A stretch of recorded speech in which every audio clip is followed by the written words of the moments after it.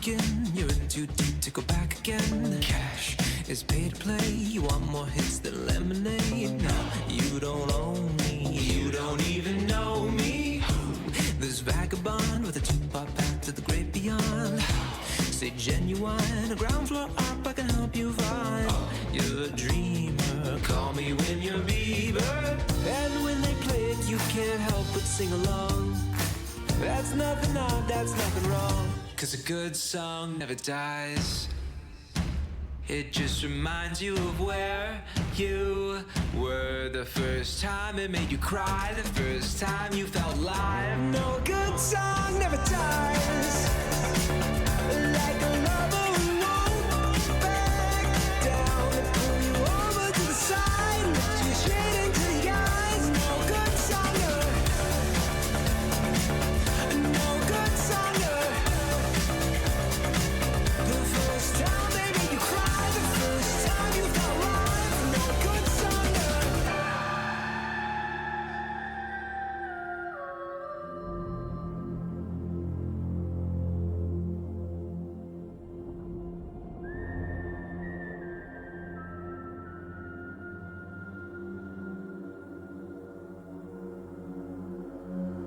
'Cause a good song never dies.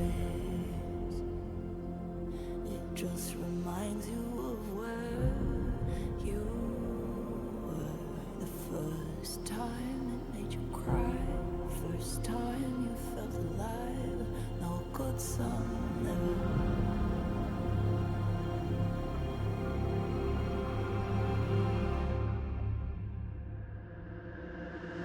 'Cause a good song never dies.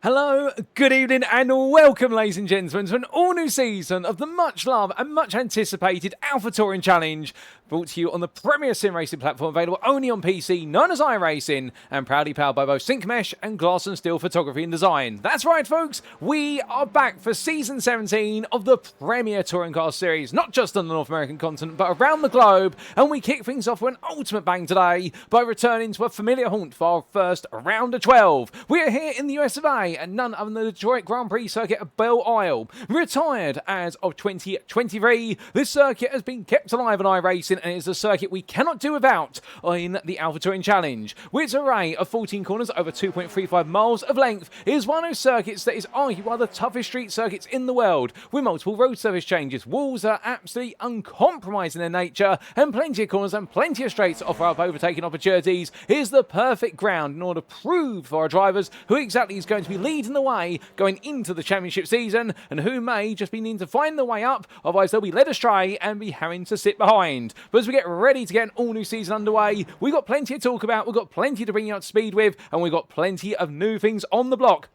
And what about that intro, eh? Well done to our admin team, particularly Logan McKinsey, for an incredible intro video. And if that does not set your heart alight with what is to be expected for Season 17, I don't know what we'll do. But without further ado, let's get the season underway. And you're tuning in today, catch up with all the racing action for round number 1 of the championship. The racing occurred as of Monday, the 20th of April, 2026. But this is a post-round broadcast, and we're bringing it to you as if we're live this Tuesday, the 21st of April. Therefore, we do not know what happens, whether it be in the practice session that's currently ongoing in the background, nor alternatively upcoming qualifying session, or most importantly the race. 60 minutes of racing due to get underway in what will be approximately around about 20 minutes time or so. But in fact, I'm getting ahead of myself. Let's walk you through that schedule, shall we? Times in Eastern Daylight Time, that's EDT, or Universal Coordinate Time -4, UTC -4, and what we can see in approximately what will be around 30 minutes time, we're making our way into our first qualifying session of the season. 10 minutes in duration, or drives out on the circuit looking to go for pole position, and of course there'll be bonus points up for grabs this season because we have an all new set of bonus points being offered called the Class Pole, where whoever takes pole in each of the respective classes, that'll be an overall, and also in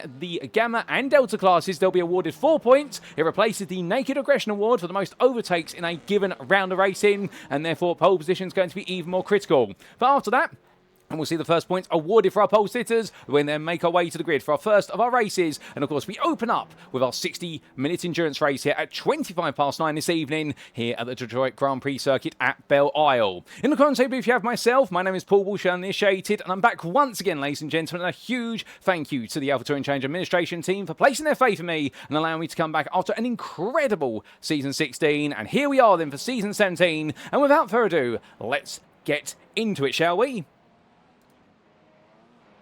Because as we can see, looking at our calendar firstly, and we've got an absolutely action-packed calendar ahead. Plenty of circuits that we're highly familiar with, but also some circuits that are going to be brand new. One in particular, it may already stand out. But we'll begin today at the Detroit Grand Prix circuit at Belle for our opening endurance race round. After this, we make our way to a new circuit in the US state of Florida. Here's the St. Petersburg Grand Prix circuit, only just added to the iRacing simulator platform as the 2026 Season 2 update. We've been waiting a long time for St. Pete to arrive, but it's finally here, and therefore we'll get to see our drivers take on the circuit as half street circuit and half airstrip when they do make their way to it on the 27th of April in round number 2. That'll be for the first of our sprint race rounds. 2 25-minute races there, looking to get our drivers absolutely light, and we can expect some incredible racing action from the outset. Then, in what will be round number 3 on May the 4th, we'll see our drivers head to the Miami International Autodrome. There'll be a 45-minute endurance race, and we'll be staying in the US state of Florida, before then making our way all the way to the Barber Motorsports Park. That'll be on the 11th of May for another pair of sprint races, and there'll be 2 25-minute races in particular, but we then make our way all the way over to the West Coast for the California Street Circuit, and America's equivalent to Monaco, albeit I would argue much better than Monaco because it actually offers overtaking opportunities by the dozen. It'll be the Long Beach Street Circuit on the 18th of May. That'll be a 60-minute endurance race round, after which we then make our way to the streets of Chicago, the circuit that was designed and developed on iRacing and then brought to life for the purposes of the 2024 NASCAR Championship campaign. It, of course, is the Chicago Street Course on the 25th of May. 2 more sprint races there, 25 minutes in nature each of them, and then we'll make our way to the US state of Ohio for the Mid-Ohio Sports Car Course, and that'll be on the 1st of June, and a way to kick off the summer, no doubt about it. That'll be a 60-minute endurance race round. Now, given the fact that we've got so many rounds in the US of A, and those of you who are big fans of your flags, of vexologists, you'll notice that we are using the state flag. So we've continued that theme when we do leave the US of A, because then we'll be making our way from Mid-Ohio Sports Car Course to the United Kingdom for only one round in the UK, and arguably the home of some of the most premier and distinct touring car series in the world, including the British Touring Car Championship and the TCR UK series. Excuse me for blowing my own national trumpet, if you will, because of course the US of A does have TCR America and TC America as well, but we will be heading to the UK's fastest circuit. It will be on the 8th of June, the Thruxton circuit.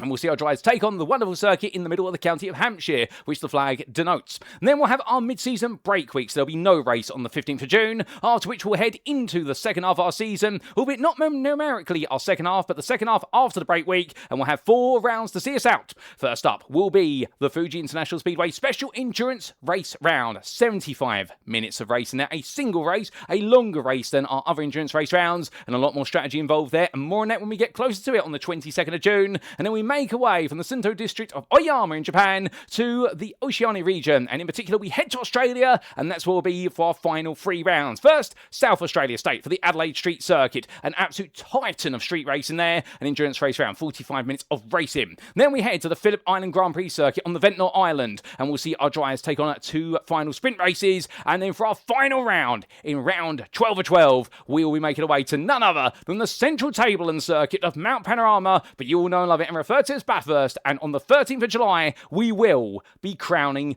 our champions for Season 17 in our final 60-minute endurance race. What a calendar, an incredible one, and every one of these rounds will have a post-round broadcast dedicated to it, typically within 24 hours of the racing having occurred, and therefore what it means is drivers will be able to watch it as if it were live. You can have a watch party together, bring all your friends and family along. There's no better way to celebrate touring car racing than tuning in to these broadcasts on a weekly basis. They will all be covered by Porsche Productions. But without further ado, ladies and gentlemen, an incredible calendar, and we start off with an incredible circuit, and of course our incredible cheat sheets are back. And as we can see here, a huge thank you to the ATC administration. We have our cheat sheet for round number 1. Now, it's been slightly revised in terms of the format, but it mostly stays the same. Let's tell you a little bit about our circuit then. Well, as we can see, we have a 10-minute qualifying session and a key rule change for this season. Qualifying becomes tougher. We have seen the 3 laps available to our drivers, plus their outlap, reduced to 2. So there's going to be a little bit more pressure on our drivers to go for pole position to get those bonus points with the introduction of the Class Pole Award. And we also, our drivers only have 2 laps available. And a brush with the wall around here will invalidate a lap immediately. So therefore, our drivers have got to be absolutely dialed in. Precision is going to be the operative word. But after that qualifying session, we'll head into our 60-minute race with 1 mandatory tyre change. That means they only need to change 1 tyre or more. They have to change at least 1 during their pit stop. If they do not, then they'll be subject to a harsh penalty come the end of the race, and we'll see our drivers' results null and void effectively. But in terms of our ratings for this circuit, tyre stress, it's 4 out of 5. This is a very aggressive circuit on tyres because we've got plenty of heavy braking zones, which will definitely abuse the front tyres. We've also got plenty of corners, plenty of direction changes, so the rear tyres will take a little bit of beating as well. We've got sweepers, we've got hairpins, you name it, it is here. The same with braking. Heavy braking, 4 out of 5. We've got plenty of heavy braking zones, including the run in towards turn number 3, the 90-degree right-hander at the end of one of the longer straights. We've also got the braking zones for turns 4, 5, and 6, where drivers make the way all the way for the sweeping straight on the back end down towards turn number 7. There they'll go hard on the brakes once again before coming through the very tight sequence of turns 8, 9, 10, and the switch back into the hairpin at turn number 11, before having to dab the brakes slightly for turns 12 and 13, where the tyre wear will be at its maximum, and then they'll make the way through the sweeper of 14 to complete the lap and do it all over again. What about overtake difficulty? Well, it's 5 out of 5 here, because yes, you do have multiple straights. Yes, you do have multiple corners where you can go too wide, but you don't necessarily want to go for those battles, and we can see highlighted in blue, the best overtake zone is at turn number 3 at the end of a long stretch of road, and there's plenty of opportunities there to go 2, 3, perhaps even 4 wide if you dare, although I think 4 wide would be pushing it to the absolute limit. Other than that, you can potentially overtake into turn number 7, but it's a very tricky corner to get right going too wide through there, and you've got to be quite forgiving alongside your neighbouring rival. So that's why it's 5 out of 5 for overtake difficulty. And as for off-track difficulty, we've hit 1 out of 5 there, in the fact that if you go off-track, you're going to a barrier. So it's more likely, we should say likelihood hitting a barrier will be 5 out of 5. The off-track difficulty is 1 out of 5. Although, slight sarcasm aside, there are a few run-off spaces, including going straight on at turn number 3, also going straight on at turn number 7. And that's the only off-tracks you'll see here today, ladies and gentlemen, unless somebody absolutely clatters a curb and ends up going over while the catch fence is. But still, we hope that does not happen. In terms of pit entry, it's very easy. It's adjacent to turn number 14. Our drivers can just duck into the pit lane. Pit exit, it's hard because essentially they have their own equivalent of the open chicane of turns 1 and 2, where drivers will flow out midway through the transition from turns 1 and 2, and they'll need to carry all the speed they can when they battle with their rivals. But of course, this 2.35 mile circuit is one that is a staple in the minds of the Alpha Touring Challenge, and it's no stranger to touring car racing in real life until it was replaced with a new downtown circuit for the purposes of 2024 and onwards. Given the fact the rather remote location of the Belle Park circuit in Detroit City's limits did make it at the time one of those circuits that wasn't easy to get to for spectators or drivers or teams alike. But still, we digress, and let's tell you a little bit about our rules for today. And as we can see, in terms of car setup, it's an open setup series, this one, whereby our drivers bring a setup of their choosing to each and every race round. Now, endurance race-wise, races shall commence by a standing start, as is a tradition of the Alpha Touring Challenge series. Indeed, any touring car racing, you always normally start by a standing start. We may have the occasional exception for safety reasons. I think the only exception we may have would be at Daytona, given the fact you'll be starting on an oval banking should we go racing there. But as all racing shall commence by a standing start for this season, regardless of the races. Now, drivers must change at least one tyre during the race, as we mentioned earlier on. That mandatory pit stop is the requirement where they must change one tyre on the car. They can change all of them, they can change two of them, but they must at least change one of them. Now, each driver has one fast repair available should they need to use it at any point, and a brush with the wall could definitely see them have to use it at some point, and the driver shall receive a drive-through penalty if they accumulate 15 or more instant points. Should they double that to 30, well, they will be disqualified, but hopefully we don't see that, and all race shooting, for instance, between drivers shall be conducted post-race. Well, with haste, ladies and gentlemen, we make our way back to circuit side, and as we do, that is perfect time, because it's time to make our way into qualifying. It is time to get the season underway. Who exactly is going to be on pole today? Well, let's find out as we head into the qualifying session for round number 1 here at the Detroit Grand Prix circuit. So, 10 minutes of qualifying gets underway, and it will be a solo qualifying session, also known as a lone qualifying session. So that means all drivers take to an isolated instance of the circuit. They have no risk of treading on each other's toes, which of course is a bit of a risk when you do have an open qualifying session, which is more of a realistic session. But around here, trying to fit the best part of what will be 43 drivers who've made the way to Detroit today for the season opening race. I think a little bit of a scary moment if we only gave them 2 laps and said all to all of them, you're all out on circuit together. Now, quickly recapping what is new for this season beyond the change of the Naked Aggression Award to the Class Pole Award. Well, we do have a new kid on the block in terms of the car, and it is none other than the Audi RS3 Gen 2 LMS car. As we do see Matthew Shepka, the man who was on the thumbnail for this broadcast, indeed one of the administration team, a lovely chap, the senior driver is. Kirby Enthusiasm Motorsport, that stands for. He'll be telling his rivals, see you later, dude. And as he makes his way on around right now, this is the new car, the 2nd Gen Audi. We do have a Gen 1 car out there still, and you've got to admit in the fact it's actually brilliant that he's giving it a go, and Aaron Lahr, when he leaves the pit lane, you'll see him out there in a Gen 1 car, but as all the Audis you'll see are all Gen 2 cars, as I understand it. And, well, what's new about this car? Well, it's lost a little bit of a straight line speed advantage compared to the Gen 1 car, but what it has seen is the introduction of a much more compliant suspension, and therefore this car is a little bit more settled over the curves. But it is going to be a car that'll be mixing up with all the regulars, including its Gen 1 equivalent, but also the Hyundai Elantra N, the Veloster N from Hyundai, and also the Honda Civic Type R FK8. But as the drivers make the way on around, what else do you need to know? Well, we've had a big overhaul with regards to our TCR cars on iRacing, whereby we've seen the tyre model and the physics model completely revised, as that's not how to take turn number 10 there, as Shepka gives you a poor demonstration of making his way through. In fact, that's turn number 11. Let's get that right. Going very sideways there on cold tyres. These cars now are much more like their real-life counterparts. We will see tripodding, whereby if a driver carries enough speed for a banked corner, they will have the rear inside wheel cock up, as we'd say in the United Kingdom, but tripod up, essentially, if you want to use the proper nomenclature down the world of motorsport, because I do believe that the word cocking does have different meanings depending on your location. Something I learned when I was talking to the AlphaTauri Challenge community in the build up to this season. So I even learn new things every day, ladies and gentlemen. I'm not a smarty pants when it comes to motorsport. I can tell you that. I do my best to be in the commentary booth. But enough about me. Let's talk a little bit more about what's changed. So we've got a new handling model, new tyre model, new physics model for these TCR cars, and we'll highly reckon to be a much more realistic interpretation of how these cars should be. They're now quicker, by the best part, depending from circuit to circuit and the length of the circuit. You can be looking at these cars being quicker by anywhere between 2 to 5 seconds a lap. And on top of that, these cars now much more twitchy on their tyres, particularly on cold tyres. You've got to get those tyres warmed up, and Wojciech Swiatek is going to show that as he completes his first qualifying lap of the season. He's got 2 of them, so we'll jump aboard for one of them, whether it's with him or another driver when they go onto lap number 2, because that's where they'll be in their prime.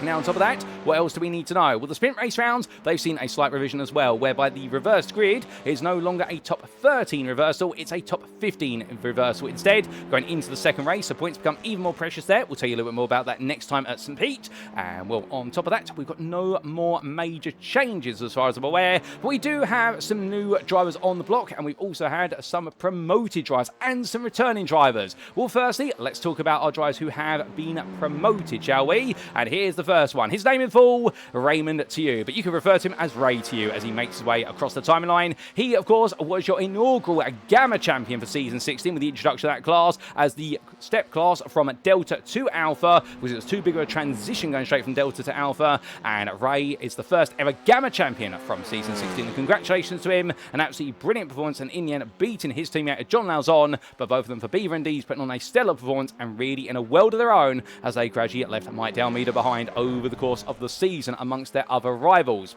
Now, we also do have a promotion for Chris McDonald. You'll see him go from Delta to Gamma. And where is Chris right now? That's the question. And we're just trying to find him out on the circuit. And here he is as he makes one around in the Audi RS3 Gen 2 car. And well, he had a season-long battle with Tyler Long. The first half season was dominated by Tyler Long, but weakness started to come in for Tyler as the season went into its second half. And Chris McDonald's consistency in the first half of the season, plus his rising form and pace in the second half of the season, is what enabled him to become the season 16 Delta champion. And now he looks to step things up in the Gamma class. And we wish both to you and also McDonald the best luck against their new rivals. We've got plenty of new drivers on the block as well. Let's talk a little bit about our returning drivers, however. Firstly, we've got to be fair to them because they've been on the grid previously, and that does include Christian Ost, who you see here returning after his break in season 16, and he's in the lovely red and black Audi RS3 Gen 2 car for Problem Child Motorsports. We also do have the return of Jess Rakowski, but where is Jess, I hear you ask, and she'll be returning in the Delta cars alongside Christian Oz, and the answer will be to that question. Well, we are trying to find Jess at the moment, and here she is in a Honda, although she's so quick for the camera that she runs away from it. Thankfully, we've got plenty of cameras. We can catch Jess in the heat of the action as she makes her way on through turn number 8.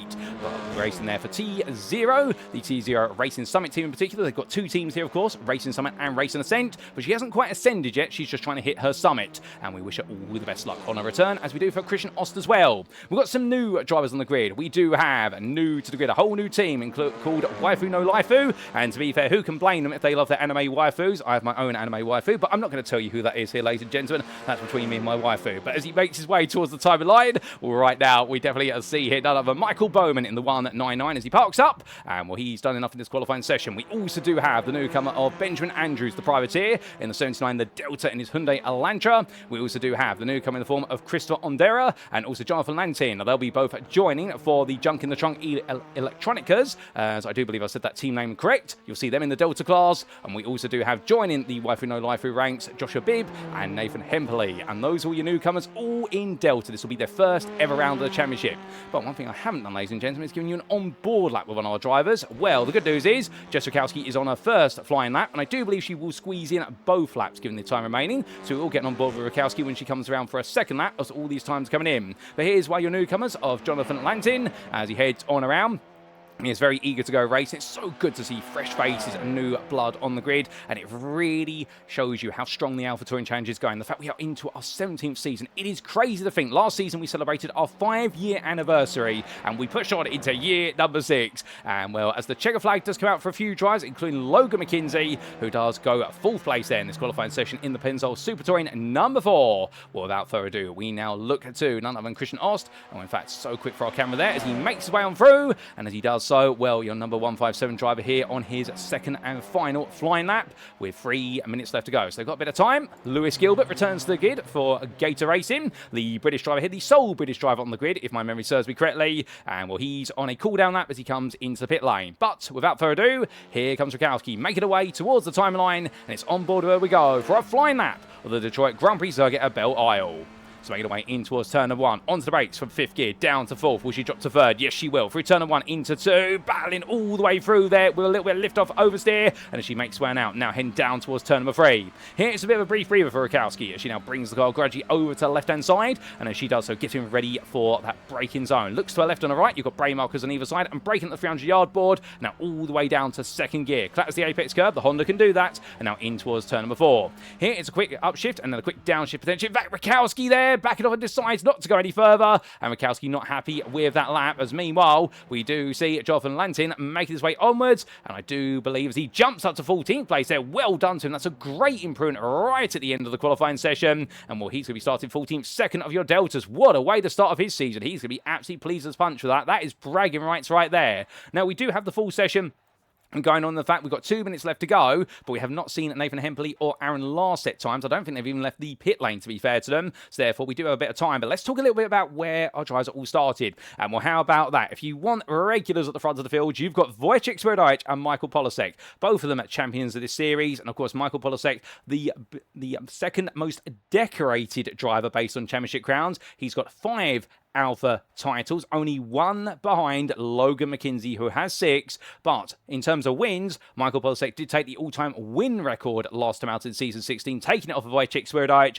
But Swierdijk back here a bang today, and the Breakfast for Dinner drive starting off the season in the right way by taking pole position overall and in Alpha. But we do refer to the overall standings as the Alpha standings because everyone wants to be the ultimate Alpha, and indeed we have our Gamma and our Delta classes out there. Speaking of Gamma, Cooper Akers starts off his season on a perfect note with pole position in 5th place overall, but on pole for the Gamma class, and Mike Almeida, Matthew Shepka, John Lauzon and Fleet Smith are 2nd through to 5th in the class from 8th through to 11th. Meanwhile in Delta, it's Zach Hudarko there starting in 12th place overall, and then we do see Jonathan Lantin ahead of Kurt Smith and Mitchell Richmeyer. That's going to be your top 4 of the Deltas there, with Austin Dunbar and Tyler Long a little bit further back, but Hudarko taking the maiden Delta pole position of the season in 12th place, and well, he's going to be pleased with that. However, there's a bit more work to be done in the race, given the fact he has not quite got the comfort gap that some would like. But we do see Evan Clavio parked up in the pit lane there, and well, just taking it easy. He's going to be starting 24th.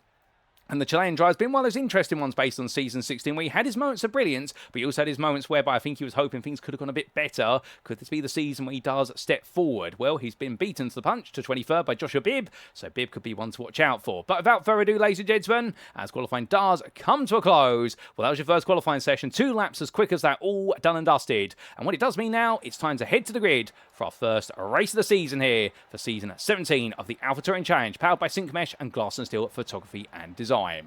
But as all our drivers make the way onto the grid, this is how they'll line up for our season opening race here at the Detroit Grand Prix circuit at Belle Isle. And as we can see, taking pole position overall and in Alpha, Wojciech Swierdijk for breakfast or dinner. He'll be joined on the front row of the grid by Michael Polasek for Yellow Flag Motorsport. And well, can Polasek start off his season with a win and therefore begin to build that momentum to equal the all-time championship crown record of Logan McKenzie? Matthew Mayer starts in 3rd place. The S-Shark G driver once again proving that Swierdijk and Polasek are going to be on the front row. He'll be the second best of them. And then we do see behind him Logan McKenzie for Pennzoil Super Touring. 3 attempts off of the top 3, and therefore wondering where the pace could be. Cooper Akers starts on pole for the Gammas. 5th overall for Pennzoil Super Touring. The American driver just had his fellow countryman of Micah Hendricks, and the Croc Promotions driver in 6th there in the number 73. In his all-new Audi, moving away from the Veloster, but he was beaten to the punch there for 5th place. Ray Tiu starts in 7th there on his debut in the Alpha class, moving up from Gamma, and the Beaver and D's driver doing very well, and starting there in 7th place, and knowing he's been able to creep ahead of Mike Almeida. Speaking of which, the number 6 driver there starting in 8th place for Yellow Flag Motorsport, and he's got a bit of work to do from there if he wants to chase down Akers, given the fact he's got Shepka and John Lauzon behind. Speaking of Matthew Shepka, starting 9th there for Kirby Enthusiasm Autosport, ahead of the Beaver and D's driver John Lauzon, and outside your top 10 in 11th place, it is going to be Fleet Smith for B4Ds. I do believe that is a sub-team of Beaver and D's, although to be fair, some new teams on the block, and I haven't quite had the chance to have a chat to all the teams and get to understand all the background to each of the teams. There's always a story of all the teams on the grid in the Alpha Touring Challenge. But still, that will be Smith there starting in 11th place, and then it'll be Zach Hudarko, your Delta pole sitter, starting 12th for T0 Racing Ascent. Well done to Zach. He definitely had his brilliant moments in Season 16. Not the consistency he needed to mount a title challenge, but he did show grind pace as the season went on. Francois Schink, Alpha driver there, starts 13th for Kirby Enthusiasm Autosport, and the lowest placed Alpha driver,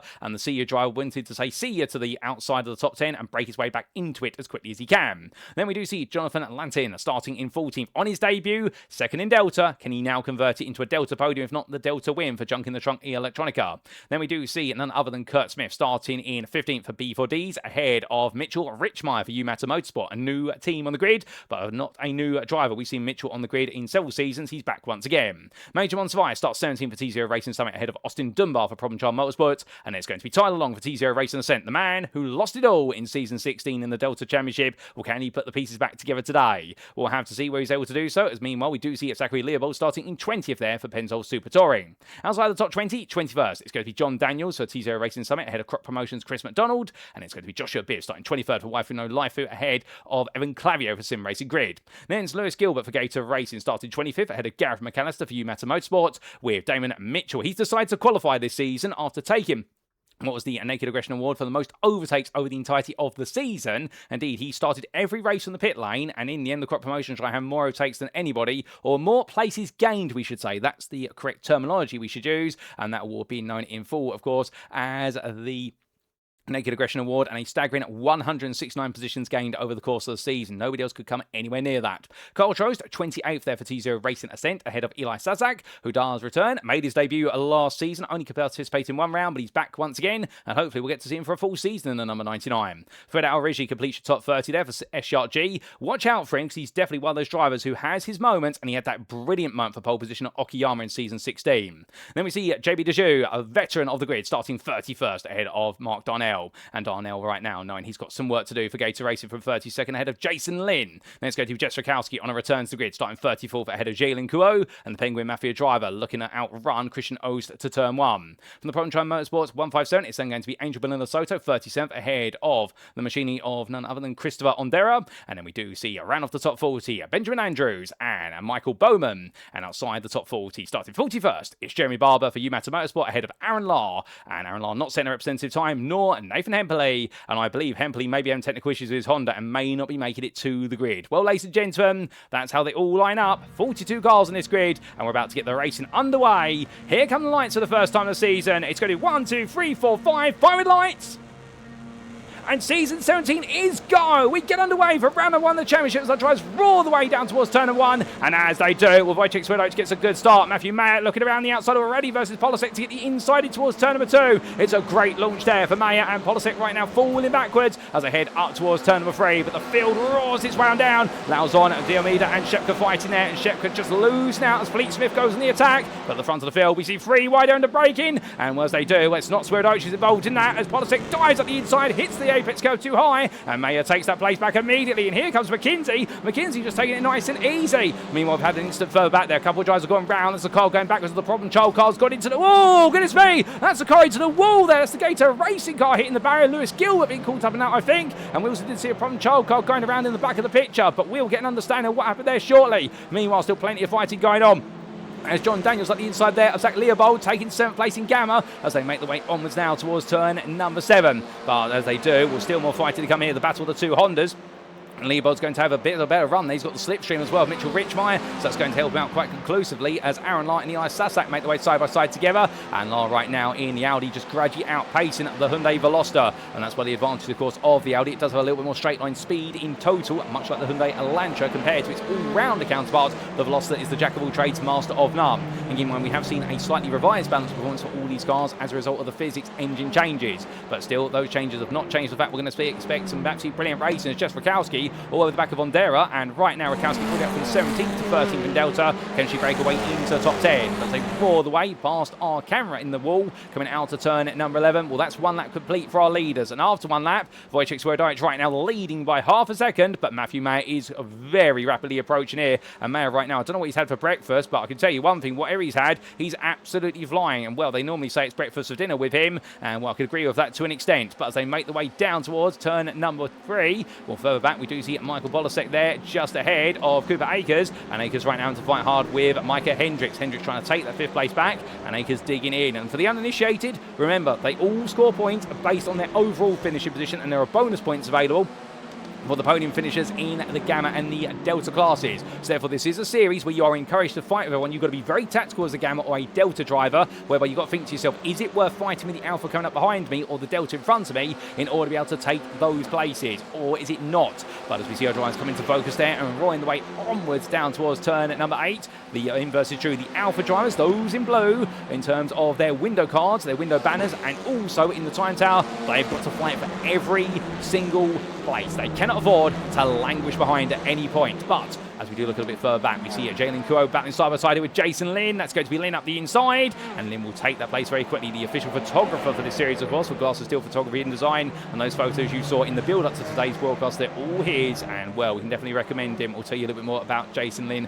later on in this broadcast, because we need to focus on the battling going on. Kowski's still attacking Ondera there, and well, they've been like this on the first lap, they're like it on the second lap. But what's happening further back? Well, Gareth McAllister all over the back of Benjamin Andrews. They come in towards turn under 12, and as they do so, it's very close between these drivers right now. That turn 11 complex offers no overtaking opportunity, but it offers an opportunity for you to get close. Jalen Kuo still pushing on behind Aaron Lahr as they make their way towards the timing line. Well, in fact, that's Aaron Lahr pushing after Kuo. Let's get them in the right order there. Looks up the inside as Lahr. It's not going to work there in the Gen 1 car. He's still working hard in the old machine. And to be fair to the Canadian privateer in the lime green machine, that's his reputation. He's always in a lime green car. And as he makes his way on down towards turn number 3, whether it's in the Alpha Touring Challenge or the middle of the pack Racing League, he is an unforgettable driver. And he's also a very formidable driver as he's almost at the 3 wide here, because that is going to be an Elantra going slowly, albeit that is going to be the car of Angel Bonilla Soto lifting off. Oh, there's a bit of contact there between Lahr and Kuo, but he gives the place back. And Jalen Kuhn holding on for now for 9th place in Delta. But that fight gets it very formidable as we have had Mark Darnell towed to the pit lane due to an incident of some description. But speaking of descriptions here, well, how would we describe this train of cars? Well, we describe it as the fact that we do have a long snake train all the way from 14th place man Zach Hidalgo all the way down to 22nd place man Damon Mitchell. Mitchell right now behind Chris McDonald, and McDonald here, who is the focus of our cameraman's attention, currently running in 9th place in Gamma, and this Gamma class very much alive. But meanwhile, Aaron Lahr, Jalen Kuo, they're going 2 wide now down towards turn number 7. As they do, the Gen 1 car gets the upper hand on the Gen 2, and that goes to show you that whilst you can't teach an old dog new tricks, you can definitely see the old dog of the grid teach the drivers in the newer car exactly how it's done. And that's exactly what Aaron Lahr does there as he seizes the place and moves up into 9th in Delta. Now, can he chase down Jason Lynn 4 seconds up the road? Keeping in mind he's got a long line of Delta drivers behind him. He's built quite the queue behind him, and he won't want to see them all there for too long. He'll want to leave them be. As JB Dejoux, the veteran of the grid, of course, he's been on the grid for several seasons. Oh my goodness, they're all into each other! Into the back, turn of 12, it's a completely blocked road, and everyone's going to have to slam on the brakes immediately there. That's absolute chaos and carnage. Several cars caught out, and while I'm not quite sure exactly what's happened, I can tell you one thing, the Waifu 9 Waifu car 199 there of Michael Bowman is no more, as that's going to be towed to the pit lane immediately, and well, that is going to hurt significantly for so many drivers, and we'll get a replay of that very shortly. But in the opening 5 minutes, that's the first road blockage we've seen in some time here in Detroit when we've raced here, but indeed it can happen every so often, and when it does, well done to everyone who did manage to get the brakes on, but understanding those yellow flags would not have been seen in time for several drivers, and that's what led to the chaos. But meanwhile, as we leave the mid-pack behind, we come back to the very front of the field, and Swierdijk and Mayer together. Now, season 16 for Wojciech Swierdijk was a season of continuity errors. In the fact, it wasn't the fact he was inconsistent, he was the equal for the most part versus Michael Polasek, but in a season which was blighted with retirements for Swierdijk due to technical issues for his Honda, it meant he wasn't really able to mount a championship challenge. He definitely was pushing Polasek every step of the way in the early stages, but then it all started to go wrong as the season went on, where multiple rounds he had to miss due to technical issues, including Okayama, and that's when the momentum started to go the way of Polasek very quickly. And after that, Polasek really did look as though he was in a world of his own by comparison. But sometimes that's the way it goes over the course of the season. You can have a brilliant package, you can be a brilliant driver, and then lady luck and technical issues just simply say to you, you're not going anywhere quickly. But the Polish driver was absolutely fuming about it and just hoping that things would come back together.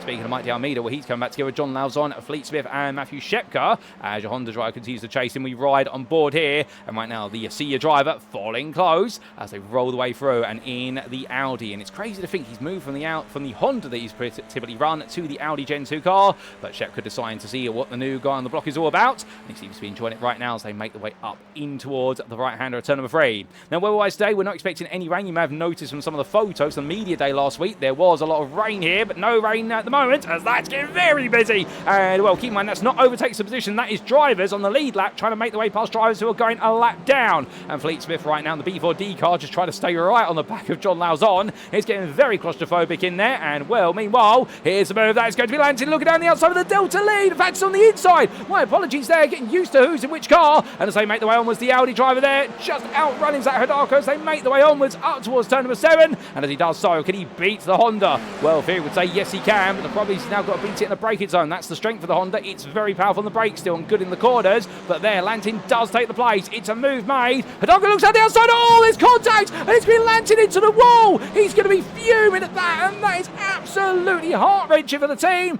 On his debut, starts second, ends up in the barrier, and well, then Hidalgo meant no malice there, but I suspect with how tight it was, the smallest of errors from both tries, and they converge very quickly and landed into the barrier. And Darko will retake the Delta lead, but understandably, there'll be a bit of a cloud hanging over his head there, and that'll be one that'll most likely be looked at the stewards by the stewards, as the absolute madness of the situation causes my words to fall completely out of my mouth and onto the table in front of me. And well, the stewards will take a look at that one after the race. So Darko can just push on at the moment, and that's the thing as a driver. When stuff like that happens, you have to just move on. It has happened. You cannot reset time. You cannot flip back a switch. There's no rewind button on the racing. You've just got to carry on. But meanwhile, as we do look to Cooper Akers under pressure from Hendricks again. Hendricks trying to look around the outside for that 5th place. And Akers right now, well, as he completely over-travels the suspension. There's elbows out between them. And here comes to you up the inside. 3 wide into turn number 4. You don't normally see that. And Ray to you just simply goes, okay, if you two are going to have a scuffle, I might as well simply take it. But Hendricks says, oi, hold up a second. I'm not letting that go. And Hendricks back up the inside, but now making the way in towards turn number 8. Well, down towards turn 8, I should say. That was out of turn number 6 they go. Well, right now, Hendricks moving forward. He's up in a 5th place. What an unconventional way of doing it. And, well, suddenly, Cooper Akers has got the pressure of the whole Gamma field behind him, because that's Diarmida, Lauzon, Smith and Shetka all queuing up behind him here. And well, we're not even 10 minutes into this race already. We've got all-out warfare at the front of the field, let alone towards the back of it. But we absolutely love to see that. That's what the AlphaTauri change is all about, elbows out racing action. But of course, when it is elbows out, sometimes it goes wrong, and when it does go wrong, it can go horribly wrong. Well, that's what the stewards are there for after all the racing. And meanwhile, Mitchell Richmond right now, well, he is going to feel so he's the Delta, who is a little bit of a wolf in sheep's clothing here, because he is surrounded by Gammas. And well, Chris McDonald and Damon Mitchell are going to be looking at him and thinking he doesn't belong here. We need to get past him as quickly as possible. Well, he definitely does belong there, to be fair, because he's earned his right to be in amongst them fairly. He started a bit further up the order in 16th place. He has been pushed down the order a little bit, but he's still fighting for position and post. As he comes through turn 12 into 13 right now, well, what an exciting opening 10 minutes of racing we have had, and I don't think we're getting a pause in it anytime soon. So we look back for the rear of your Gamma leader right now, and this is on board the rear of Cooper Akers. He makes his way out of turn number 2. You can see the Mike Diarmida in the Honda as well. There's a top 3 of Hondas in Gamma, and it's very interesting to see the Honda's still a very popular choice for the season. The fact that we do have a top 4 overall of Hondas, then an Audi, followed by another 4 Hondas, and then 3 Audis, and it's the Hyundais who seem to be struggling today by comparison. But then again, we do have a balance of performance, and we have a whole variety of circuits, so we will see different cars be stronger and weaker at different circuits. Indeed, St. Pete, in a week's time, is going to be a much different circuit compared to Detroit. They are both street circuits, but St. Pete is much more faster flowing. It's a much more aggressive circuit compared to the more composed and calculated nature of Detroit, where you do have all these road surface changes and some very narrow apexes which you do have to deal with. But as we see our drivers making their way on down the stretch up towards turn number 7, and now Cooper Akers keeping in control, at least for now in the lead of the Gamma class. But Logan McKenzie, he's got the yellow flag motorsport car of Michael Polasek behind him. Remember, Polasek dropped behind both Mayer and McKenzie on the open lap with that move up the inside to turn number 3. We hit the apex curve way too aggressively on the inside and had to get the car stopped before it understeered towards the barrier. And well, a little bit of rust perhaps being shaken off there by Polasek, albeit it's only been a month and a half since season 16, but even so, a month and a half away. All these drivers have been practicing them officials, and they've been attending all the practice days in the build up to this season. But until you do it in anger, it's never quite the same. But looking back to Eli Sasak as he makes his way down, well, he's in the Hyundai Veloster that's still in good condition, chasing after the wounded car of Austin Dunbar. And well, Dunbar right now definitely in an Audi that looks as though it's got a frowny face on the front of it, given the way the front bumper is sagging down. And I can imagine the driver will be frowning at the fact he's having to deal with the damage on the car. But with that, we do now take a trip back in time, and we take a look at some of the big moments from the first 12 minutes race in the season, and we go back then, beginning with your race start. Now, as we did go green flag racing, all these replays, of course, courtesy of Arturo Mayorga, the brilliant software designer who came up with the software that's enabled us to have replays of race events within an iRacing replay file. But we went green flag racing, and Wojciech Swiatek had a good start. But meanwhile, Mayer getting the jump on Polasek, who seems to just a little bit slow on the clutch release there as they made the way in towards turn number 2. But as they came on through, well, it's going to be a side-by-side battle between them every step of the way down towards the first major braking zone on the circuit, turn number 3. But this was Polasek in the end to the inside. Mayer pinned him there and said to him, if you want it, you're going to have to really work for it. And in the end, Polasek did come on through. He went for it, but he carried a bit too much speed, bounced over the curb, and managed to squeeze on through. And Logan McKenzie as well, he carried his momentum forward and got the move done. But this happened to Mark Darnell further back. And this was Darnell making his way up to speed, heading down in towards turn number 1. He found himself right in the midst of it all. He's in the Croc Promotions Audi, 3 wide and clipped on the side by 00 Jalen Kuo, and it sent Darnell very sideways there, and that really brought his race to a halt before it even got going. This was Austin Dunbar in the open lap. It went a bit wrong for Austin as he came on down, and I do believe he may have been one of the cars that was turned sideways here. Onto the brakes he goes, and the Prom Tribe Motorsports car did have what was actually Leopold on the side of him, but that was the car to the back of him. That was the SRG machine, the Sim Racing grid car that went straight into the back. I think that was Evan Clavio there. Let's get on board and see what happened. And this was Clavio in his Honda for Sim Racing grid. And as he made his way onwards, onto the brakes he'll go. I think he missed his braking marker by about 30 metres. And in the end, oh, goodness me, that was a big shunt to the back there and immediately towed away. Meanwhile, this happened to Joshua Bibb. The Waifu no Lifu car was in the thick of it all as he made his way into that braking zone as well. But he was on the outside. He was able to put the brakes on there and did very well to react to there. Well done to Bibb for doing that. And everyone had to react around him. But Bibb making sure he did not contribute himself to the incident. Then we did have a bit of a big moment for Lewis Gilbert on the open lap. This happened to Gilbert after he cleared the corner. So the Gator Racing driver went green flag racing once again and then turned across the T0 Racing Ascent car. In fact, T0 Racing Summit car, and unfortunately car with him, that was a Honda. And I think that was the Honda of Gareth McAllister getting caught with him. So a bit of a frustrating moment for the pair. But then we did have a big incident on lap number 2. This was Mark Darnell's race going from good to bad to disastrous. This was coming up towards, I believe, turn number 12. Carried too much speed, went sideways into the barrier. It ricocheted off one wall, ricocheted off another, and at that point the car went around and around, but 360-degree turn, he got it on the right path. But then on lap number 3, we had a traffic jam. This was Jalen Kuo making his way up towards turn number 12, and it all went a bit wrong. Aaron Lai in the foreground of your camera shot, he managed to get away from this before it all went wrong, but Kuo went into the corner, went too deep, and so he hit the wall, and cars all carried to the side, and well, those speeds, they would have been coming into that corner about 80 miles an hour, and suddenly it all went up into the air. Traffic jam down at turn number 12, and they gradually tried to clear it as little and as quickly as they could. We had this on lap number 5 for Jeremy Barber. And this was Barber having a bit of a nightmare moment of his own. Oh my goodness, that was a big hit to the outside wall at turn number 2. That's the last thing you'll do. Broken front right suspension there. There's no coming back from that. And a ping to the other wall for good measure. But then we had this on lap 5, the battle for the Delta lead. And it was Lantin up the inside of Hidako. Made that move, a lovely move. As they came in towards the compression of 8. A tiny touch there. And unfortunately, just sent Lantin to the wall. And that looked much more severe than the initial contact would suggest. But that's the way it went. This is what it looked like on board from Hidako's perspective as he made his way into the corner. Well, he went for the switchback here. Hidako knew what he was doing, but here the compression, and he just came in. And unfortunately, a small tap there, and the T0 Racer Central meant no malice, but unfortunately, it definitely was a malicious outcome between both of the drivers. And indeed, unfortunately for Lantin, an end to his race, a very premature end. We had this for Crystal Ondera on what was lap number 6. He was making his way down towards turn number 3, and the Junk in the Trunk electronica driver in the end coming to a bit of a woe and blow as he went way too late on the brakes there and went straight on, but he found the runoff area, and he's proven why we gave it a 1 out of 5 for off-track difficulty there, because that is the only off-track space you really do have. And then we had this for Mitchell Richmeyer on lap 7, and sadly Richmeyer's race coming to an abrupt halt. He was 4th in Delta at the time.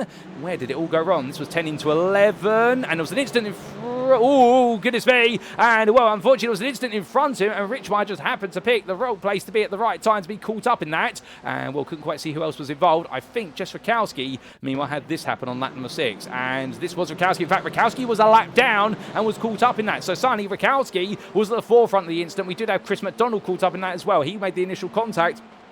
Rakowski in the 999. And, well, unfortunately, for both drivers there, as we do head back to your live racing, ladies and gentlemen. So as we do come on back, still plenty of time to go. And well, we've spent the best part of about 6 minutes in replays, but now we're going to come back to your live racing action for a good period of time. Speaking of which, we haven't talked about this man all day, Carl Trost. Now, he, of course, being a relatively fresh face to the Alpha Touring Challenge grid. He's raced for a couple of seasons now, and in his own words, he's been made to feel very comfortable by the ATC community, and he has had some absolutely standout performances. Last season, he did pick up several top 5s in the Delta class. I can't quite remember if he did pick up a Delta podium. I think he just came short of a Delta podium in one of our late rounds on the season. But Trost has been going from strength to strength and currently in 5th place in Delta. 21 is the door number of the car. And the Honda Elantra driver from T0 Racing Summit pushing on as best as he can as he makes his way around the apexes of turns 5 and 6. But as he does so, we look to Wojciech Swierdijk.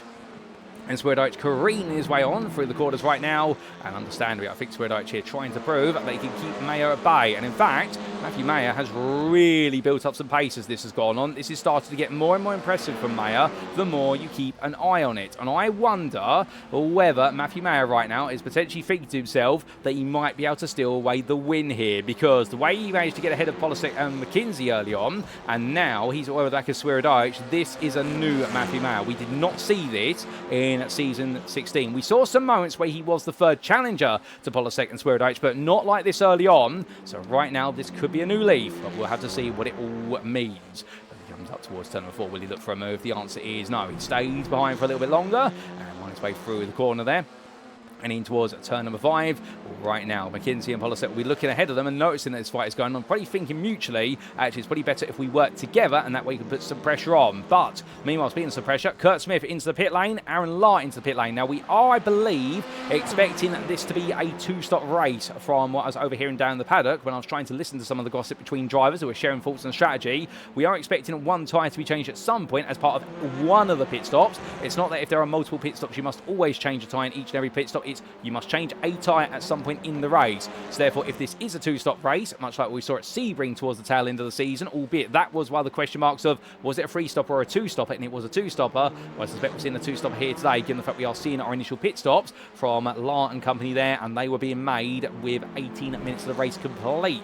As Kurt Smith making a move on Eli Sasak there for 7th place on your screen, and that's in at Delta 24th overall. But still, more to come from all these drivers. And what's next, I hear you ask? Well, we're waiting to see the next battle really build up. We do see Sasak falling back a little bit there. And Smith now making his way, making some ground. And he has got plenty of clear track in front of him, albeit he does have Austin Dunbar in front, although that's not going to be too much of a problem at the moment. So there's a 1.5 second gap, and therefore Smith may be one to watch out for as this race goes on, because I think he's bought himself a nice bit of space with a little bit of an undercut strategy. But meanwhile, back to the front, and Swierdijk and Mayer as they make their way under the American sun. We look back from the rear of your lead driver at the moment, and this is one of the situations where now you need to focus on what's in front of you. Now, there's a saying, of course, when you go racing, don't look behind, you only get slower. And that's true. I can put my hand up and say that personally, ladies and gentlemen. It's one of my weaknesses as a sim racer and also real life track day driver is that I spend more time looking at cars behind me than I do looking at cars in front of me, and in the end if you do that you lose pace. But not so for Swierdijk, as Mayer there had a glancing blow with the wall on the exit at turn number 5, and Sonny, Logan McKinsey and Michael Polisek will close up just that little bit more. So suddenly all the pressure that was being put on Swierdijk, it's all ebbed away as the top 4 make the way in towards turn number 7 once again today. But this is how brilliant the battling will be, and we will see them stay nice and close here by looks of things. All these drivers very equal to each other. And in terms of their traits and characteristics, well, we know, of course, that Polisek really is Mr. AlphaTauri Challenge at the moment in terms of his abilities. And I do believe he managed to pick up all the fastest laps in season 16. We had 10 rounds, if my memory serves me correctly, and he picked up the fastest lap award in all 10 rounds. He was the driver who took home the Speed Demon Award. It was 10 out of 10 record, and it's his 6th award with the 10 fastest laps there. And indeed, he left nothing to chance. We also did see plenty of other awards given out, and we'll tell you a little bit more about those in due course. As we do look to Matthew Shepka as he continues to chase Fleet Smith, but he's got Francois Schink behind. And Schink right now playing the patience game here, and as time continues to ebb away, and well, understandably, I think Schink there in the second of the Sea cars, he does not want to try and make a move on his teammate unless he feels as though he's quicker, at which point he'll be on the radio to the team principal and fellow driver and saying to him, look, I kind of need you to step aside because I think I am the quicker driver at this point. And there'll be a bit of a discussion between them, most likely, a high-speed discussion in the cockpit of these cars to decide exactly what is going to happen. Allows on Mike Almeida and Cooper Akers in front, and Akers right now your Gamma leader, and well, behind him there is Mike Almeida's car, and then there is that 2-second gap to John Lauzon. But we do have our top 5 in Gamma all within arm's reach of each other, so therefore much like your top 4 are so close together, these guys are also very close together. But from them we do come back to 2nd, 3rd and 4th, and this is getting a little bit of a queue here as we do right aboard the cockpit of the number 1 Michael Polisek, the Yellow Flag Motorsport driver. And Yellow Flag Motorsport, of course, taking the team's championship last season, and in the end being able to deliver an absolute monster performance for the Alpha Team's championship, becoming 7-time champions with 3 titles in a row. But they were pushed every step of the way by Pennzoil Super Touring in a very close battle to the finish. But Michael Polisek was definitely a key component of the Yellow Flag Motorsport victory in that championship in the end. And he's chasing after the Pennzoil Super Touring car right now of Logan McKinsey. As you can see, the very fine steering wheel inputs there to make sure the car literally runs all the way to the wall, but never quite touches it. Indeed, you've got to be millimetres away from the barriers to absolutely get this right, and that's the thrill of racing around Detroit as they all hop, skip and bounce their way from quarter to quarter here and on to lap number 15 of the day. They're heading on down. Well, meanwhile, we look back from them to Raymond Tew, or Ray as he's probably known, and he makes his way on through. The Beaver and D's driver right now still chasing after Hendricks, but Hendricks has started to open up just that little bit of a gap, and we feel as though that gap now is going to help him in the longer term there. I'm feeling a bit safe, but to be fair to you, in the fact that he is on the back of a long line of previous champions or championship contenders for the overall crown, and he is a Gamma champion coming into the Alpha class of this season. This is not bad. He's got to take a lot of happiness from this and realise that right now he's got to find a couple of attempts out there, and he will be even closer. And on several occasions, he did chase down overall podiums last season. He did pick up a couple of overall podiums as well, so no slouch in terms of the effort he put together in season 16. But meanwhile, in terms of efforts being put together, we look to Austin Dunbar, still in the Audi. That does not look happy whatsoever, and it makes its way after Kurt Smith. Well, Smith up into 5th place in Delta. He's passed Austin, and on top of that, he's also been making some moves and drives her into the pit lane. Speaking of which, Carl Trost and Eli Sasak are both in for their first stops, and well, that's going to be important for them, and it's important information for us to keep in mind when we do look later on into the race. But I do wonder whether potentially the information that we've picked up, saying this might be a 2-stop race, could be incorrect, because I say that given the fact that we're almost at the halfway point now, and a lot of drives still going. Well, as soon as I say that, Wojciech Swierdowicz into the pit lane from the lead of the race. Now, you won't see him. There he is. And while our camera's in a bit of a position, you can see him off in the distance on the left-hand side. In fact, we get the close-up there. So Swierdowicz makes his way in. It releases Matthew Mayer and Logan McKinsey and Michael Polasek. So, are we in a situation whereby the one stop could be possible, but you're going to need to go about 3 or 4 more laps, and therefore you need to save a lot of fuel? Where so, then it is going to be a 2-stop race, but the second pit stop is going to be a splash and dash by comparison to the first pit stop in order to make sure you can get to the finish. Unscaled on fuel capacity, that is. But we do look back to your Gamma leader. Cooper Akers still has Mike Delmeida for close company, and we've got plenty more pit stops playing out now. So Hidako in, Major Monsurvive, Fred Alrigi, Chris McDonald, Jason Lynn, they're all started to peel on in. Where does Swierdowicz make his way back out then as he leaves the pit lane on the outside of turn number 2's entry point, and he comes out in 16th place. And a good pit stop there for the team at breakfast or dinner. He comes out in clear track.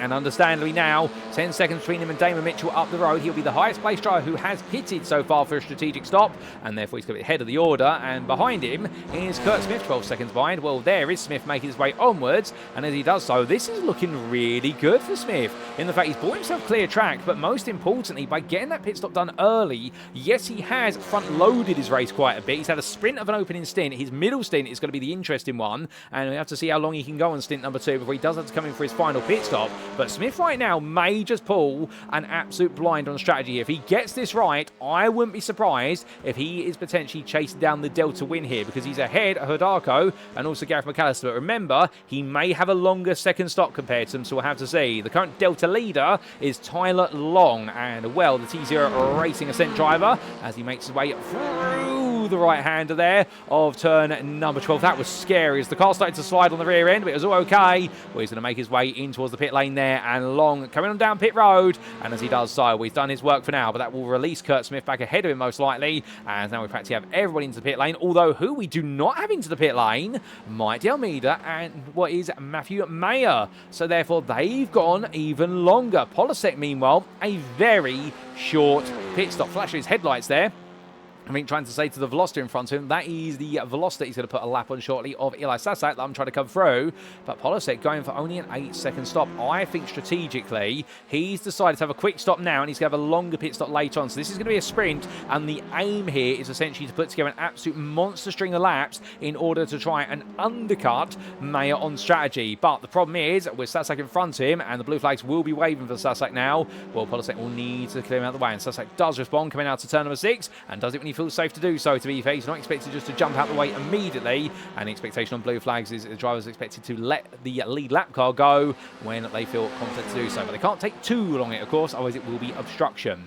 But as we do see Long and Leopold side by side here. Well, it's going to be Leopold up the inside, and Long's going to give that place up, but here comes Major Monsavai. Can he get involved here? And he looks up the inside in turn, and I think the two T0 drives are going to swap placing around here. They'll use team tactics, and that will enable Monsavai to go hunting after the Pennzoil Super Touring number 72. And we'll come on for, I do love the liveries on those Pennzoil Super Touring cars. They give me the 90s and noughties aesthetic from NASCARs, and the fact they do have the door number there, but they also have it even bigger in the paint as well. I mean, absolutely phenomenal livery and great livery design, no doubt about it. But meanwhile, we can't look for that for too long, because we've got John Daniels and Chris McDonald getting stuck in with each other, and here comes McDonald looking for a move in his Audi Gen 2 as he looks around the outside, and Daniels is not going to back out of this, hops over the curb. He can do that in the Honda, to be fair. It's one of the only cars that can do it in TCR, and we'll come through a turn number 8.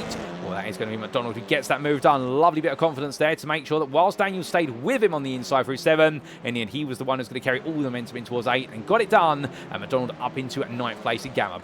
Brilliant move being made there, and well, Mighty Almeida in the pit lane with a long pit stop. He now leaves the pit box. Cooper Akers will go back ahead of him, and Akers were a 24-second stop by comparison. And there's De Almeida in the rear of the picture as John Lauzon and Fleet Smith cover row. So De Almeida will lose places as a result of a slightly longer pit stop. But remember, we've got questions as to who's pitting and where and what. We know that Kurt Smith, up in 8th place at the moment, he had a much shorter stop. He's taken a similar approach to none other than Franz Washing and Michael Polisek. They've gone for the shorter pit stop first, so this second stint is going to be a very quick one, and then they will come in and they'll have a much longer final stint, and it'll be interesting to see how it all wraps together. But of course, when you go for this short middle stint, you've got to pump out the laps, and Smith's got some good news. He's got a 3.5 second gap to array to you up the road from him, and therefore the only pressure he has is the Gamma leader of Cooper Akers behind, potentially catching him. But Akers right now only very gradually doing so, only a 10th at most a lap it was saying. But behind, side-by-side racing here, this is going to be Mighty Almeida versus Damon Mitchell. Mitchell and the Audi on the inside as they make their way past our static camera there. 2 wide with Matthew Shepka watching up behind, and it's going to be Mitchell on the inside. They rub paint, they trade paint even more as they come out the corner, and as they come up towards turn number 8, it's going to be Mitchell who gets ahead. De Almeida there backs out slightly into the braking zone, but has to just simply respect the fact they're going too wide for the rest of the turns 8, 9, 10 before you get to 11. Is going to be very risky, and it's going to require some absolute commitment between both drivers.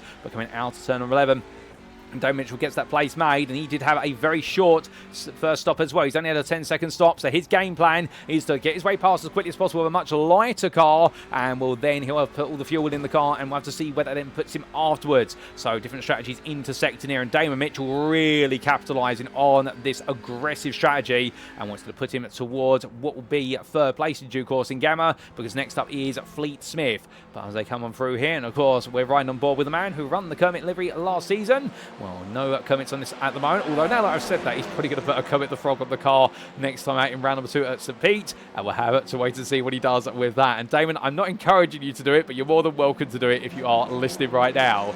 But meanwhile, we'll come back to Zach Hidako, all on the back of this group, and your second place Delta driver. And this is a very difficult place to be for Hidako, because he's got to realise, if he knows that Smith is in front of him, if the team have told him that Smith is ahead of him, he needs to realise that Smith is on a different strategy. He can't let himself be blinded by the thought he's somehow lost the Delta lead. He's only lost it on track. He has not lost it strategically yet, and he needs to work with the Gamma drivers in front of him in order to be able to carry that momentum forward. But as he makes his way down towards turn number 7, well, meanwhile, we take a look back in time, ladies and gentlemen, at some big moments since the last time we took some replay footage, and in terms of those big moments, we've had plenty of pit stops played out, but also we have had some difficulty for a few drivers. But in terms of those moments, well, we are going to take a look back at what just happened recently to JB Dejoux as we roll back in time going into the second half of this race. And well, this was your Audi driver at the time, running down in 35th place, made his way in towards turn 12, took too much speed and curb, hit the outside wall, and then ricocheted inside wall. And for Dejoux, it was all in pieces, and that was a very quick toe to the pits, just like that. But we had this, of course, Mighty Almeida only moments earlier. This was the battle cyber-try between him and Damon Mitchell, and that brilliant fight went all the way down in towards turns 7, 8, and 9. And in the end, De Almeida trying to hang around the outside. He was squeezed that exit wall, but given just enough space to breathe. And well, Damon Mitchell almost went wide there at turn number 8, but Mitchell able to make that move at stick there. Brilliant fighting between the two of them. But we did have this happen to Benjamin Andrews Only moments later, this was Andrews making his way down towards turn number 12.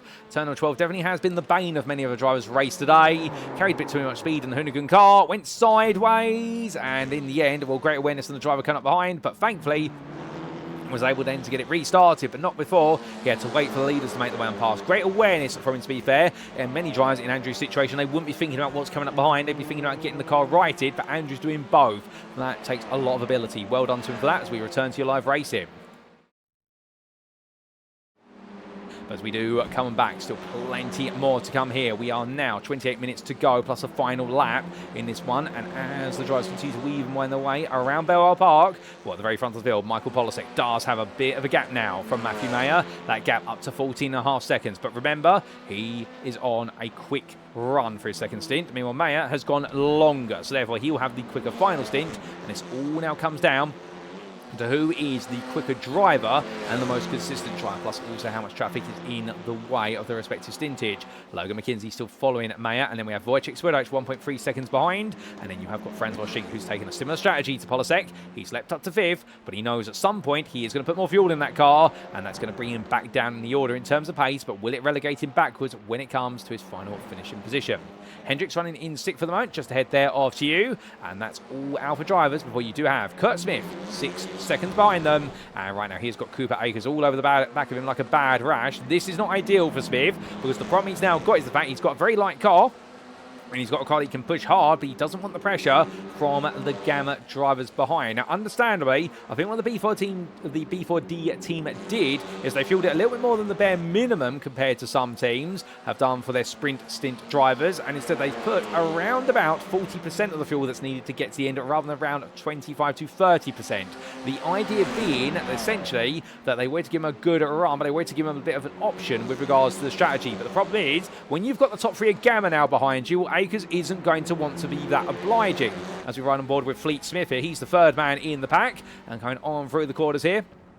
And up towards what will be turn number 11, the B4D's driver. Well, coming through that right-hander, bounce off the curb. And right now, it does seem as though John Lauzon in the middle, but there's going to be a move there. That is going to be Akers looking at the inside. And, well, making a move there on Smith. It's going to be very close. And Kurt Smith being passed by 1, by 2. He's going to be the outside there, coming through the corner. And he just brushes the wall and exits. And all the Gammas are through just like that. My goodness, when they're nowhere to get their elbows out. As Francois Schinck into the pit lane. So Schink's strategy, it's been called. And we can expect that Polasek will be in soon as well. That's how short that amount of fuel is. It was essentially 8 minutes of fuel that they've put in the car, or what is in turn approximately around about 5 laps. But those 5 laps could be the difference between victory or finishing runner-up today if you're Michael Polasek. And right now, Cooper Akers still fighting around with Fleet Smith and John Lauzon, but it's going to be Smith and Lauzon side by side here. And, well, in the end, it's going to be Lauzon on the outside, going through turn number 3. And, well, Smith will take that second place in Gamma for now, as Kurt Smith latched onto the back of it. Indeed, the difference of 2 Smiths in the different classes, but Cooper Akers back in control of the lead of the Gamma class now. With clear track in front of him, he will be able to dictate the pace for a degree of time.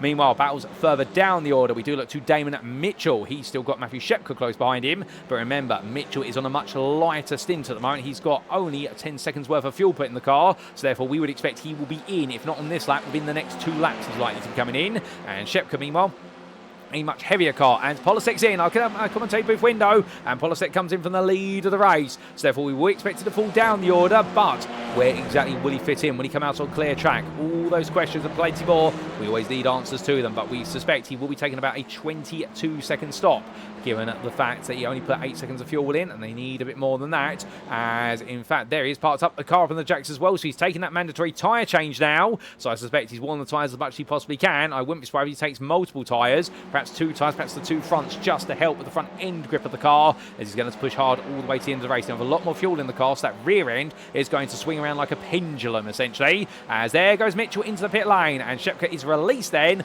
to go onwards. He roars his way down in towards turn number 1. What's happening in the Delta class meanwhile? Further down, there's Austin Dunbar behind Carl Trost, and I believe Dunbar's car has received a fast repair, so therefore it's no longer looking to be an unhappy front end on that Audi as he makes his way out to turn number 11. And him battling with Trost here, they are relatively equal on strategy, although Dunbar did take a little bit less fuel in the pit stop, so I suspect he will have to spend about 2 to 3 more seconds in the pit compared to Trost the next time around. But Trost in a heavier car then, and the Elantra holding on to 6th place in Delta at the moment. But remember, we've still got to see how the jigsaw pieces together, as meanwhile, that's going to be Dunbar at the inside. He's going to go for it, and Trost does not offer a battle. And that tells you a lot there with regards to Trost's strategy, the fact he doesn't want to fight with Dunbar. And I think he's been told by the team on the wall that he shouldn't fight him because he's on a different strategy and there wouldn't be value in doing so. He needs to stick to his longer stint here, and we expect that longer stint he's doing is going to take him to approximately 15 minutes away from the end of the race, whereas Dunbar will need to pit probably within the next 7 minutes. So that'll be the difference between them, and Trost here focused on consolidated positions, knowing there's several drivers in front who may need to spend a bit more time in the pit lane for fuel later on. But as Fleet Smith has continued to fight with John Lauzon, we thought he'd come into the pit lane there, but not quite. Well, meanwhile, there's Smith, there's Lauzon chasing after him, but the front of the camera was Cooper Akers, your top 3 in Gamma all together here. And well, that absolutely brilliant battle between them only moments ago. And what was Kurt Smith really threw a bit of a scary boat through turn number 12. We'll come back to a replay of that shortly. But meanwhile, here we go then, and we'll see a move in return from Lauzon this time. The answer is no. He's playing the patience game. Shepka, meanwhile, all over the back of Michael Polasek. And Polasek right now, this hasn't worked out very well for Polasek. He's come out in, what was at the time he came out in 12th, as past Shepka, I believe. We're just double checking that information to make sure we're not giving you fake news. And, well, no, in fact, he did come out just ahead of Shepka, but Shepka has been on the back of him since then. And, well, in front of them is Mike D'Almeida. And here comes Shepka looking for a potential move around the outside. So Polasek is going to have to go defensive here. This does not help at all. And Zach Hidalgo as well queues up behind. Hidalgo is not going to be happy with this because he is now, if he feels he can go faster than the 2 in front of him, he will be losing time to Kurt Smith. Remember, Smith, leader of the Delta class, he's lead on track, but he's on a much shorter stint. We are expecting him in soon. Hidalgo took double the fuel by comparison. He can probably go to about 10 minutes remaining in this race, and this longer stint, well, if it is being held up at this point, this may really hurt him at the very end when fuel is going to be tight on all the cars, and he needs to be able to deliver these laps. We're looking back to full place in Delta for Al Ridgely. He's chasing after Francois Schenck, but he's ahead of Jason Lynn. And Al Ridgely, to be fair, has gone under the radar a little bit compared to his qualifying performance, which definitely did not earn him any pundits with regards to the fact he started in 13th in Delta, but he has made his way forward in the all-blue car. Something tells me they maybe waited to put a new livery on that car, and they didn't get time to put it on the Audi RS3 Gen 2 LMS car. He has a bit of a mouthful there, but once you get used to saying it, it does ring true. And as he runs his way through the corners right now, I think Al Ridgely here is targeting a top 5 in Delta as a minimum. I wonder whether he may spring a surprise to get onto the podium. But if he was to do so, well, he's got quite a bit of work to do to close up. It may be the case that he really is locked into this fourth place at the moment. We will see. Meanwhile, Michael Polasek off camera, but there's the outcome of what he's done. He's now made his way on past Mike D'Almeida is up into 10th place. That's a critical move. D'Almeida right back behind him here. But, of course, the 2 yellow flag motorsport drivers, they will not impede each other. They will work together. And immediately on the radio there, I suspect that D'Almeida has simply gone, right, I'm going to let that go. I'll give you a little bit of a bump draft down towards turn number 3. And after that, you need to go away because I need you to help me get away from Shepka behind. Because, of course, D'Almeida and Shepka are fighting, at the moment on track at least, for full place in the Gamma class.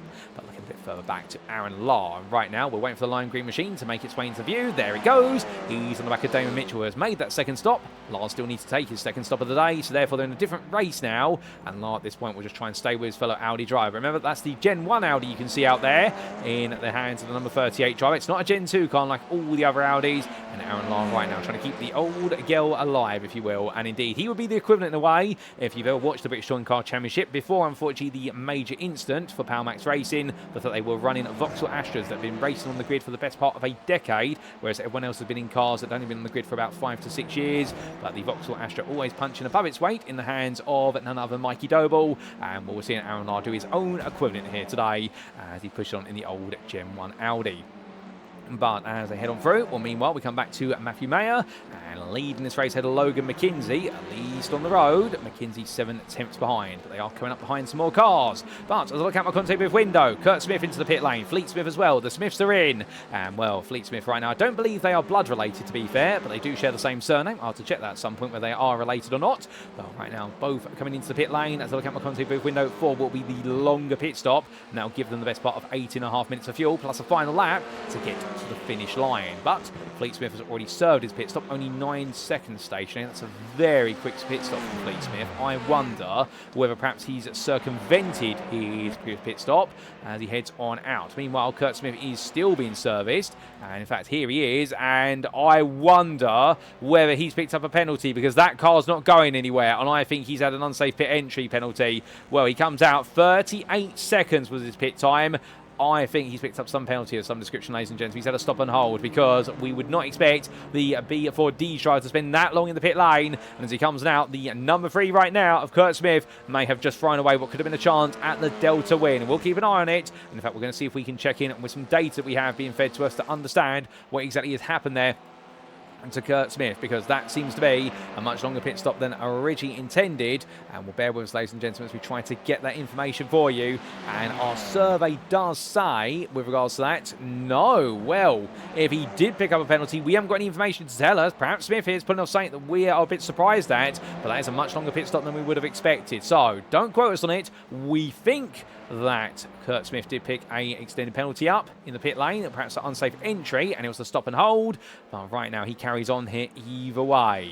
But meanwhile, Matthew Mayer versus Logan McKenzie, we come back to that very front of the field. Still waiting to see when they will make their final pit stop. We suspect it will be within the next 7 to 8 minutes. And Wojciech Swidericz, 2.6 seconds behind, has gradually been dropped by the pair as he makes his way on past there. The Veloster of Eli Sasak. And right now, your number 99 driver gradually been put a lap down, but he's running 9th in the Delta classes, Sasak. And to be fair, he's doing a good job of it. He's not had a bad race. He's had a bit of a quiet race at the moment. He has made 1 pit stop thus far. He will have to make another one at some point in order to get the fuel to go to the end. But credit where it's due to your Hyundai Veloster driver. He's really stayed out of trouble. After trouble did find him towards the very beginning of the race, but all in turn right now enjoying himself out there, and we can't blame him for it.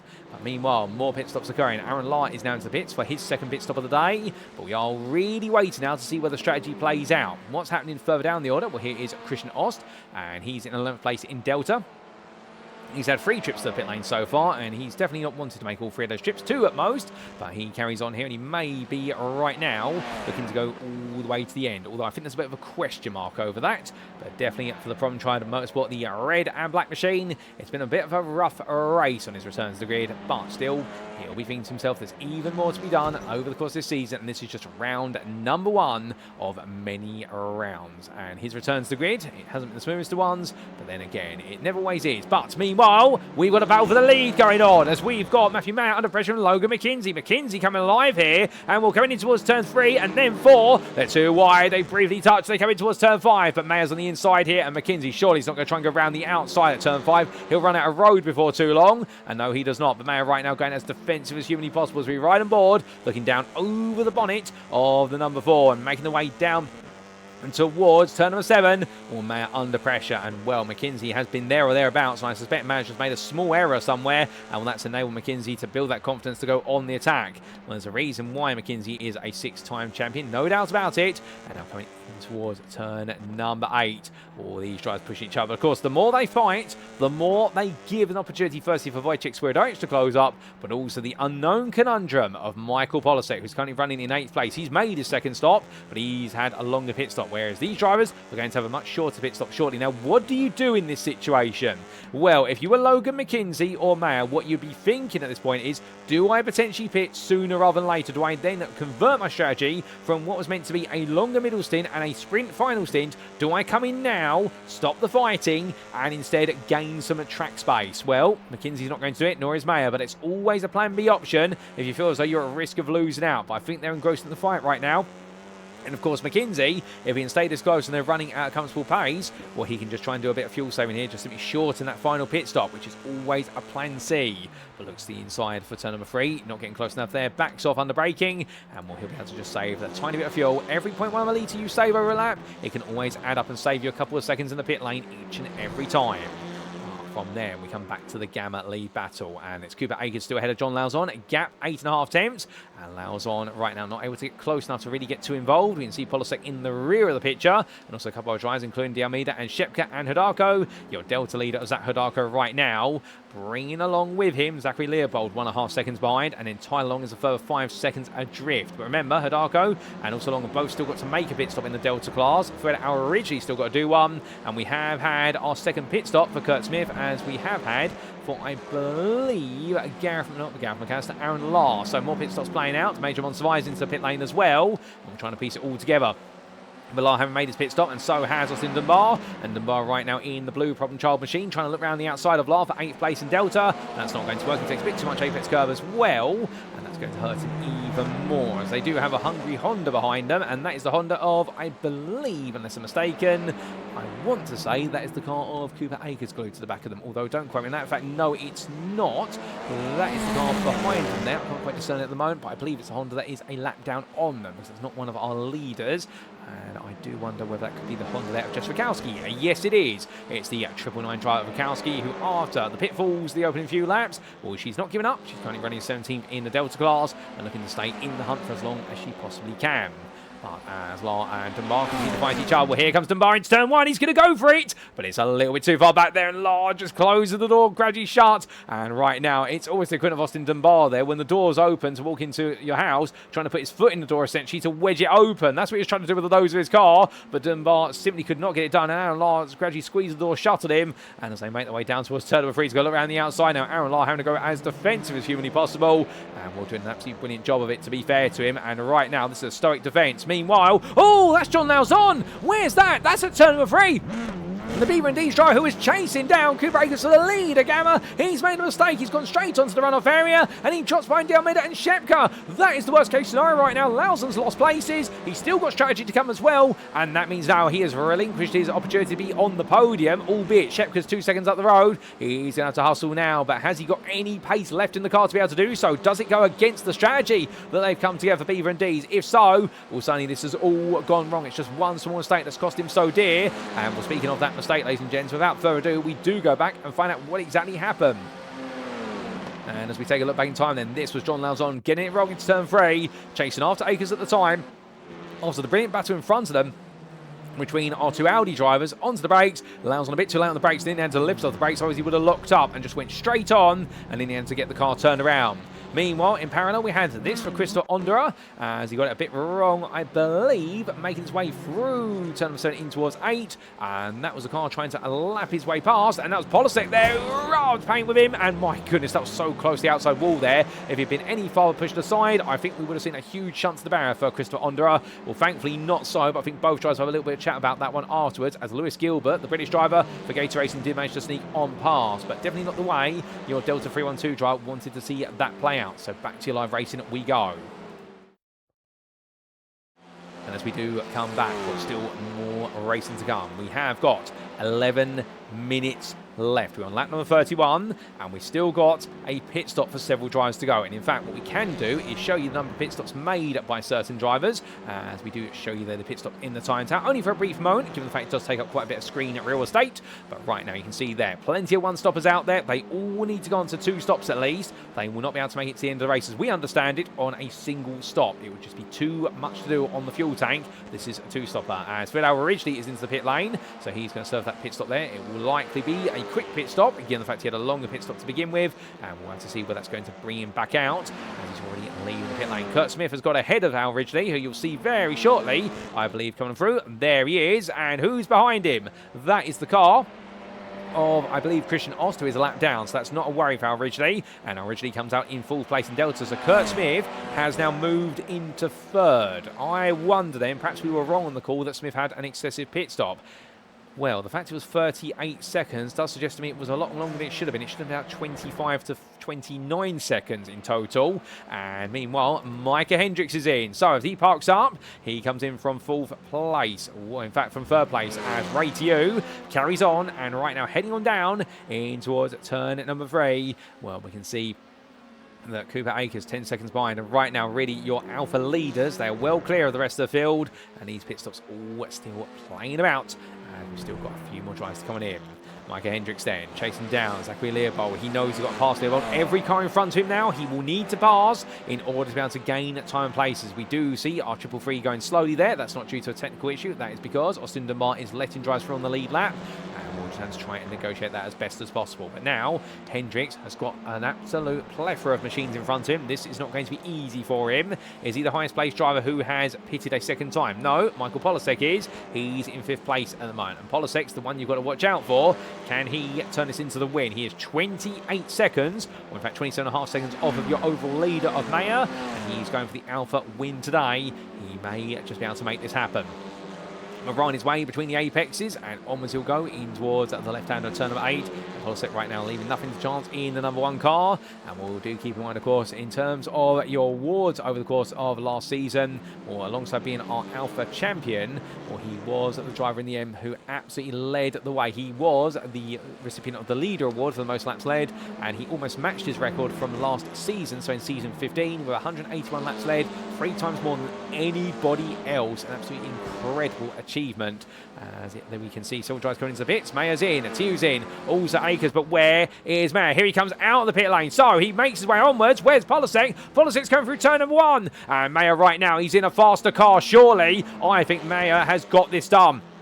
Logan McKenzie has stayed out. He's going one more lap. But right now, there you can see, here's Mayer. And then suddenly, where is Polasek? Here he is as the camera pans back to him. Polasek is 4.5 seconds behind. Now, what can Polasek do? What can he extract from the car? Because, of course, he is in the heavier car, or was in the heavier car, we should say. He's had to lean very hard on the tyres initially. And a heavier car in terms of fuel means you will scrub off more life from the tyres over the course of the stint. But now there'll be equal on fuel for the most part. And therefore, Polasek will now be in a straight run versus Mayer. Can he chase down at 4.5 seconds, or is Mayer going to get the upper hand today? As we do see a brief brush with the wall there for the driver that splits Wojciech's word from Polasek, and that is the machinery of not Gareth McAllister there. That is a Honda. I believe that is the car of none other than Jess Rakowski that had a brief brush with the wall there, and Rakowski definitely finding a way in amongst the leaders once again. But Logan McKenzie, he comes through what is turn at number 13, and before he gets to 14, he comes into the pits. So now, Mayer, can he jump McKenzie? McKenzie, of course, did put the fight up against him, but we suspect McKenzie was fuel saving after he couldn't quite make the move. So Mayer here may yet be under threat. We look to the blimp camera as he comes through turn number 12, making his way past the lake, and as he does so, well, here is McKenzie heading towards his pit box. It's going to be a very quick stop here for the team. Mayer coming up towards turn number 14. This is going to be very close here as he comes onto lap number 34. McKenzie's leaving the pit lane. I think Mayer's got it. Mayer has. There goes Mayer around and into lead of the race. So Matthew Mayer takes the lead. Logan McKenzie's into second, and Michael Polasek is into third. Well, the strategy has not worked out for Yellow Flag Motorsport. They have not got Polasek ahead of Mayer of McKenzie. He has lost time because of the fact he got caught up behind the Delta and Gamma leader pack earlier on in the second stint, and that's what's cost Polasek so dearly here. It wasn't the right call. He didn't find a clear track, but now he's got to go on the attack. He's 30 seconds behind McKenzie, and it's a further 1.5 seconds to Mayer. And remember, McKenzie was looking the stronger drive towards the end of the second stint, so you never know. Meanwhile, Fleet Smith, he has taken the lead back in the Gamma class result strategy. In fact, Cooper Akers has come out behind him, so Smith in the end has got the transition done on the pit stop there, and it's all come down to that second pit stop, and Fleet Smith is now into lead of the Gamma class. Akers losing out there, and the two of them, of course, were fighting for that lead in the second stint, but in the end, that pit stop has confirmed it. Smith now into lead by a second, but Akers will try and come back at him. Mike Almeida in third. Matthew Shepka only 1.1 seconds behind. You see him there in the rear of the picture. And the senior driver then be followed up by John Lauzon, who after his run deep into turn number 3, if he had not made that mistake, he would be leading in the Gamma class right now, because he lost 7 seconds when he went deep into turn 3. And right now, what is the gap to Fleet Smith as the lead of the Gamma class? It is 6 seconds. And for John Lauzon, he's going to realise when this race ends just how close he was to stealing away the Gamma win just by simply being the smartest out there. But unfortunately, outbroke himself into turn 3, and it's all gone very much backwards. Still, there's plenty more to come, and you never know what can happen. We've only got 5 minutes left plus the final lap in this race. There could still be a late twist in the tail. But things are going relatively quiet at the moment in the rest of the Delta class. And let's give you a quick rundown of where drivers are, starting with the Deltas. Zach Hidako in control of Delta lead, 14th overall at the moment, and he is 6 seconds ahead of Tyler Long, fellow T0 racing machine. And well, right now Tyler Long has gradually snuck his way up the order there by going with what was the longer middle stint and then a much shorter second stint, and doing well. The two of them split by Major Monsurvive, the 7th place Gamma driver.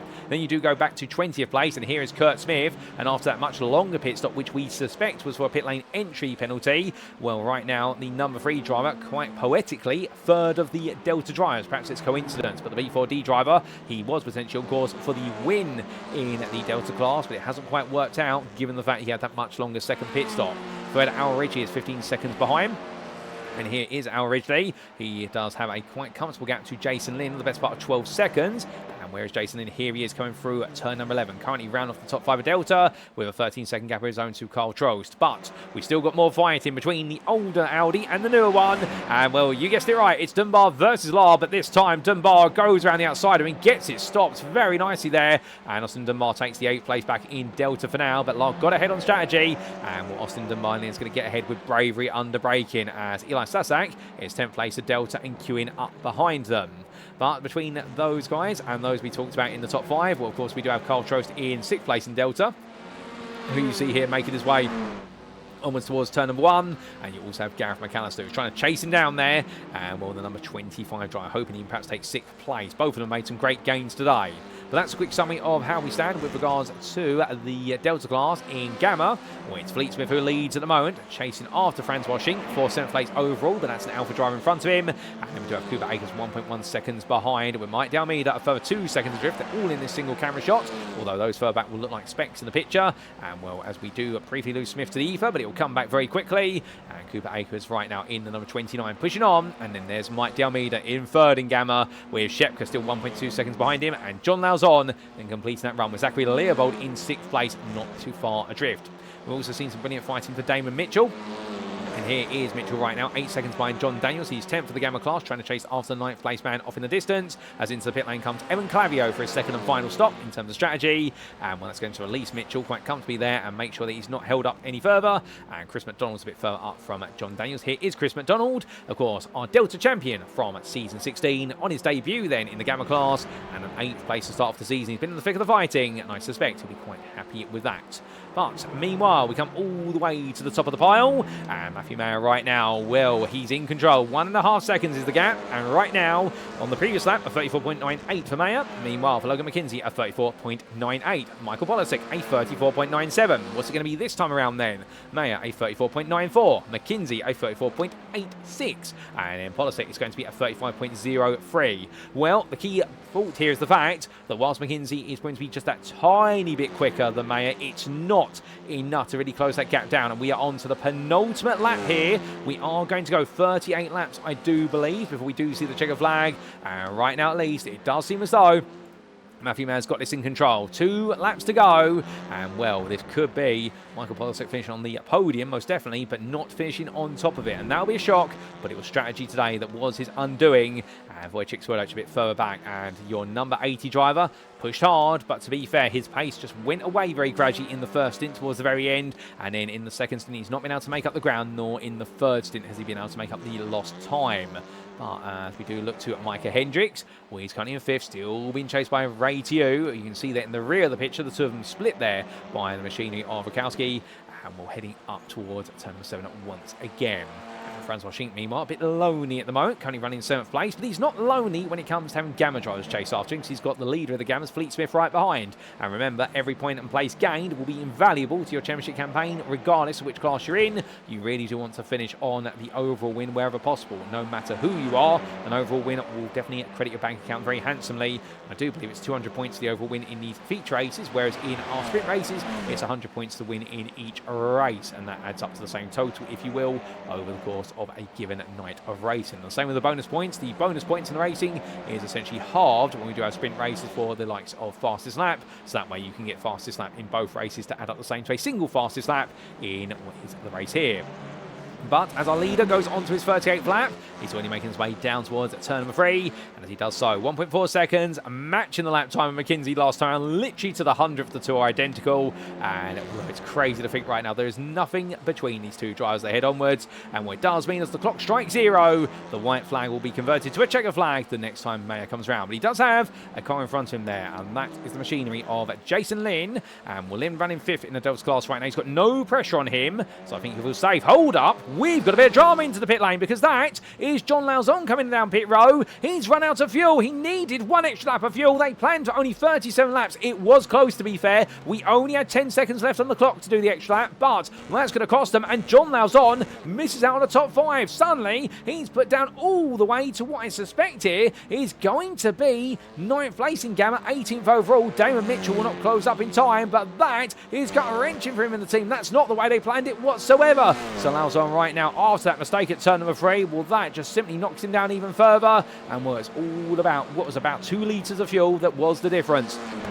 As we do look to Mayer coming through turn number 12 and in towards 13. Well, McKinsey is 2 seconds behind. He's had to weave his way through some traffic on the final lap. But for Matthew Mayer, this is the way he went to start the season. He was grinding pace in season 16, but he starts with a sublime win here in Detroit, does Matthew Mayer for the SRG team. And as he comes on through, then it'll be Logan McKinsey coming home in 2nd place ahead of Michael Polasek, defending champion. And a surprise and strategy cost him dear for Yellow Flag Motorsport, with Wojciech Swiatek in 4th, head of Micah Hendricks in 5th place, and we'll see him cross the line there just ahead of Raymond Tiu, and then we will see Francois Schink shortly coming home. Oh, Willie! No, he's not! Oh, it's into the barrier once, twice, 3 times, and well, in the end, Fleet Smith immediately backs off there, and Smith doesn't win again, but Cooper Akers is right there. This could be drama literally at the finish line as they head on through, and right now, Smith is trying to push him onwards. I don't believe it! It's going to be 3 wide of the line, and who's going to take it? I think it's going to be Cooper Akers.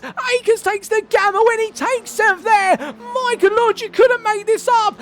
Akers still set away with Smith just tapping the rear of Schink right at turn number 12. Fleet Smith takes 2nd place in class. Schink in 9th overall. Mike Delmeida completes the Gamma podium, and then it will be Matthew Shepker in 11th place ahead of Zachary Leopold. Zach Hidalgo comes on through to take the Delta win. Well done to Zach for that. That's a brilliant performance as we see the T0 racing car cool on down ahead of Major Modsvi. Tyler Long will make it a 1-2 for T0 Racing as he brings on home 2nd place in Delta, 15th overall ahead of Chris McDonald, and it'll be John Daniels, Damon Mitchell, and Kurt Smith as he comes under the bridge. Well, he'll be ecstatic about that. Even with the longer pit stop, we don't exactly know the reason why. We believe it might have been an unsafe pit entry penalty. He does take his spot on the Delta podium, 3rd place, 19th overall. But goodness me, ladies and gentlemen, John Lauzon completing your top 20 just ahead of Fred Ridgely, who was in the end your last lead lap finisher, bringing it on home in 4th place in Delta, 21st overall, and a great performance from him as well, going under the radar to some extent. But as all drives calm on down and cool down as well, well, that was our first race of the season, and without further ado, let's take a look to the scenic view and see exactly who finished where, subject to any stewards' inquiries.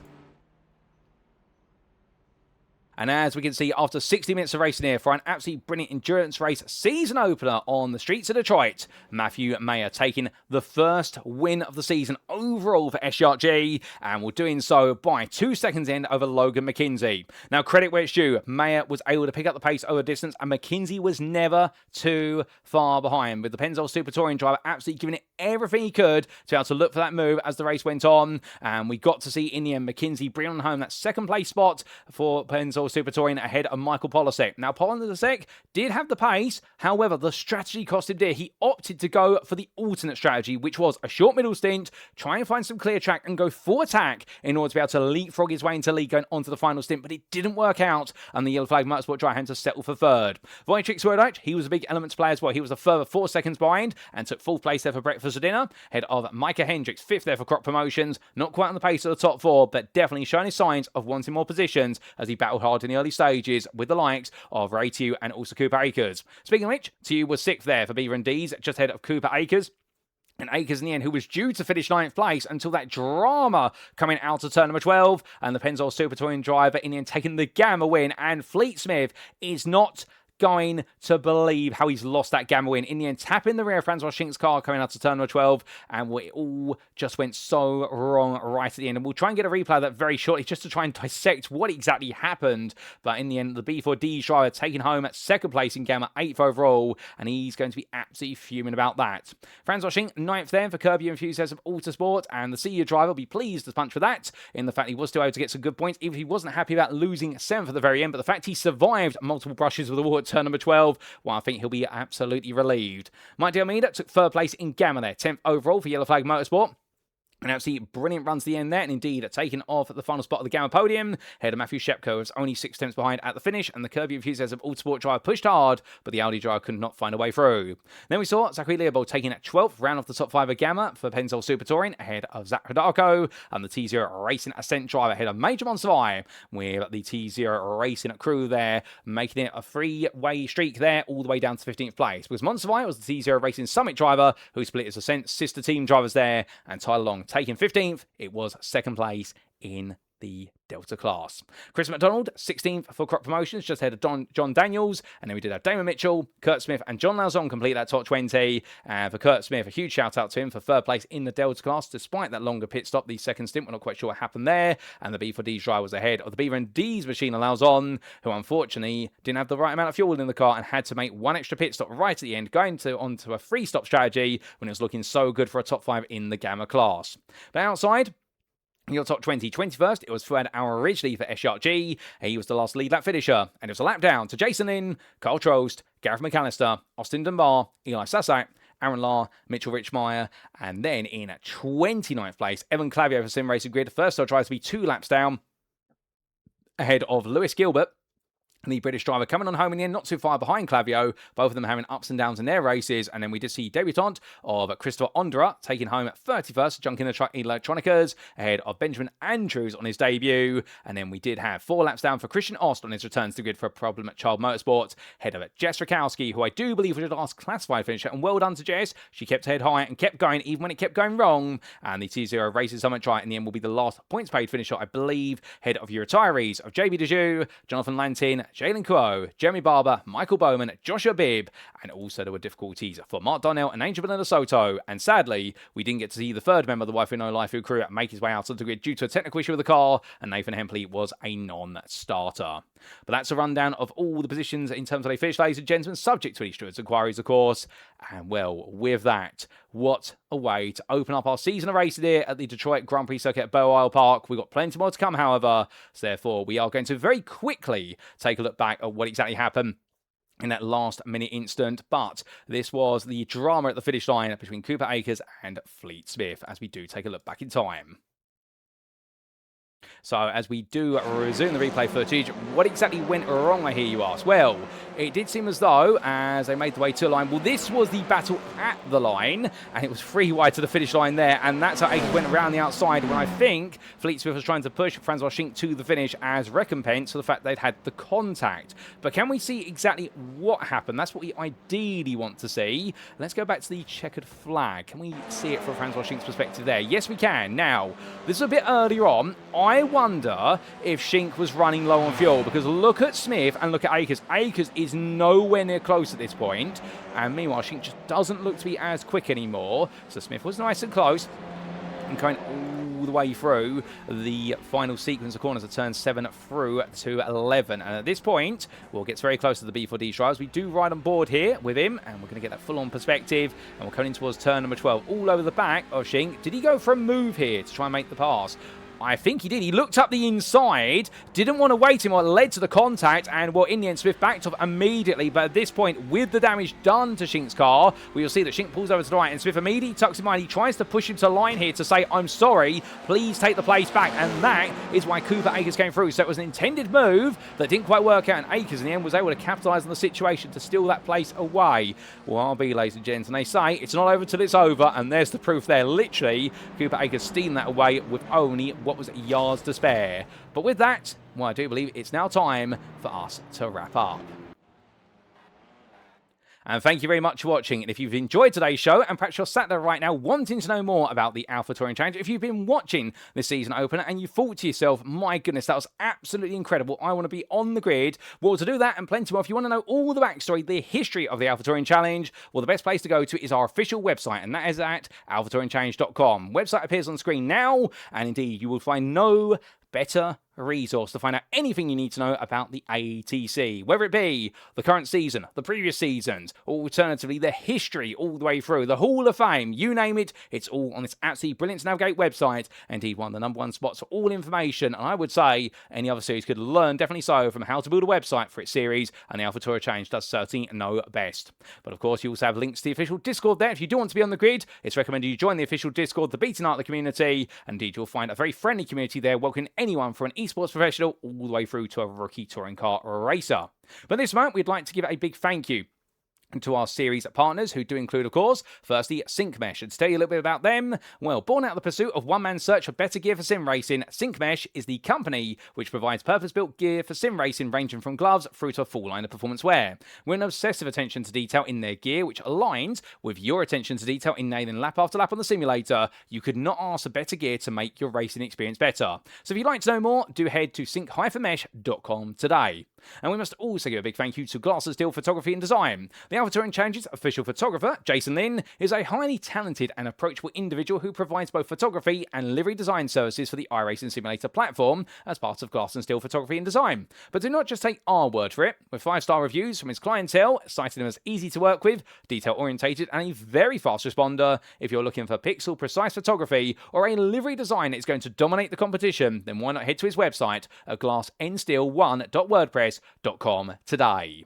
But with that, ladies and gentlemen, we wrap up proceedings from today, and, well, we look forward to next time now, because round number 2, we stay in the US of A, and we make our way to another street circuit, and it is on the streets of St. Pete in Florida that we'll see our drivers take on the Firestone-sponsored Grand Prix St. Petersburg, and it'll be for our first 2 25-minute races, our first sprint race round, that we'll see the circuit make its debut in the AlphaTauri Challenge. All the racing will occur on Monday, the 27th of April, 2026. We invite you to come join us as if it were live on Tuesday, the 28th of April. And what we've seen today, we've seen overall in the Alpha Championship, it is Matthew Mayer who's set the pace, but Logan McKenzie, Michael Bolliset, and Wojciech Swierdowicz have never been too far behind. And meanwhile, in Gamma, the story really has been about drama at the last minute, but we've seen so many Gamma drivers all pushing hard, including Cooper Akers, who took the win, Fleet Smith just behind him, but don't forget the likes of Mike D'Almeida, Matthew Shepka, John Daniels, alternatively, John Lauzon, and, well, I think I'm going to run out of names and run out of time to describe them all. And in the Delta class, Zach Hadaka and Tyler Long, the T0 are racing ascent drivers, both put on an absolutely brilliant display.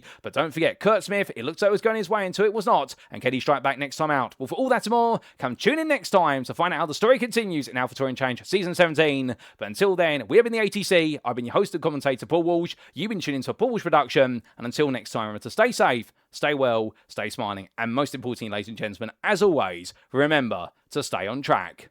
Good night.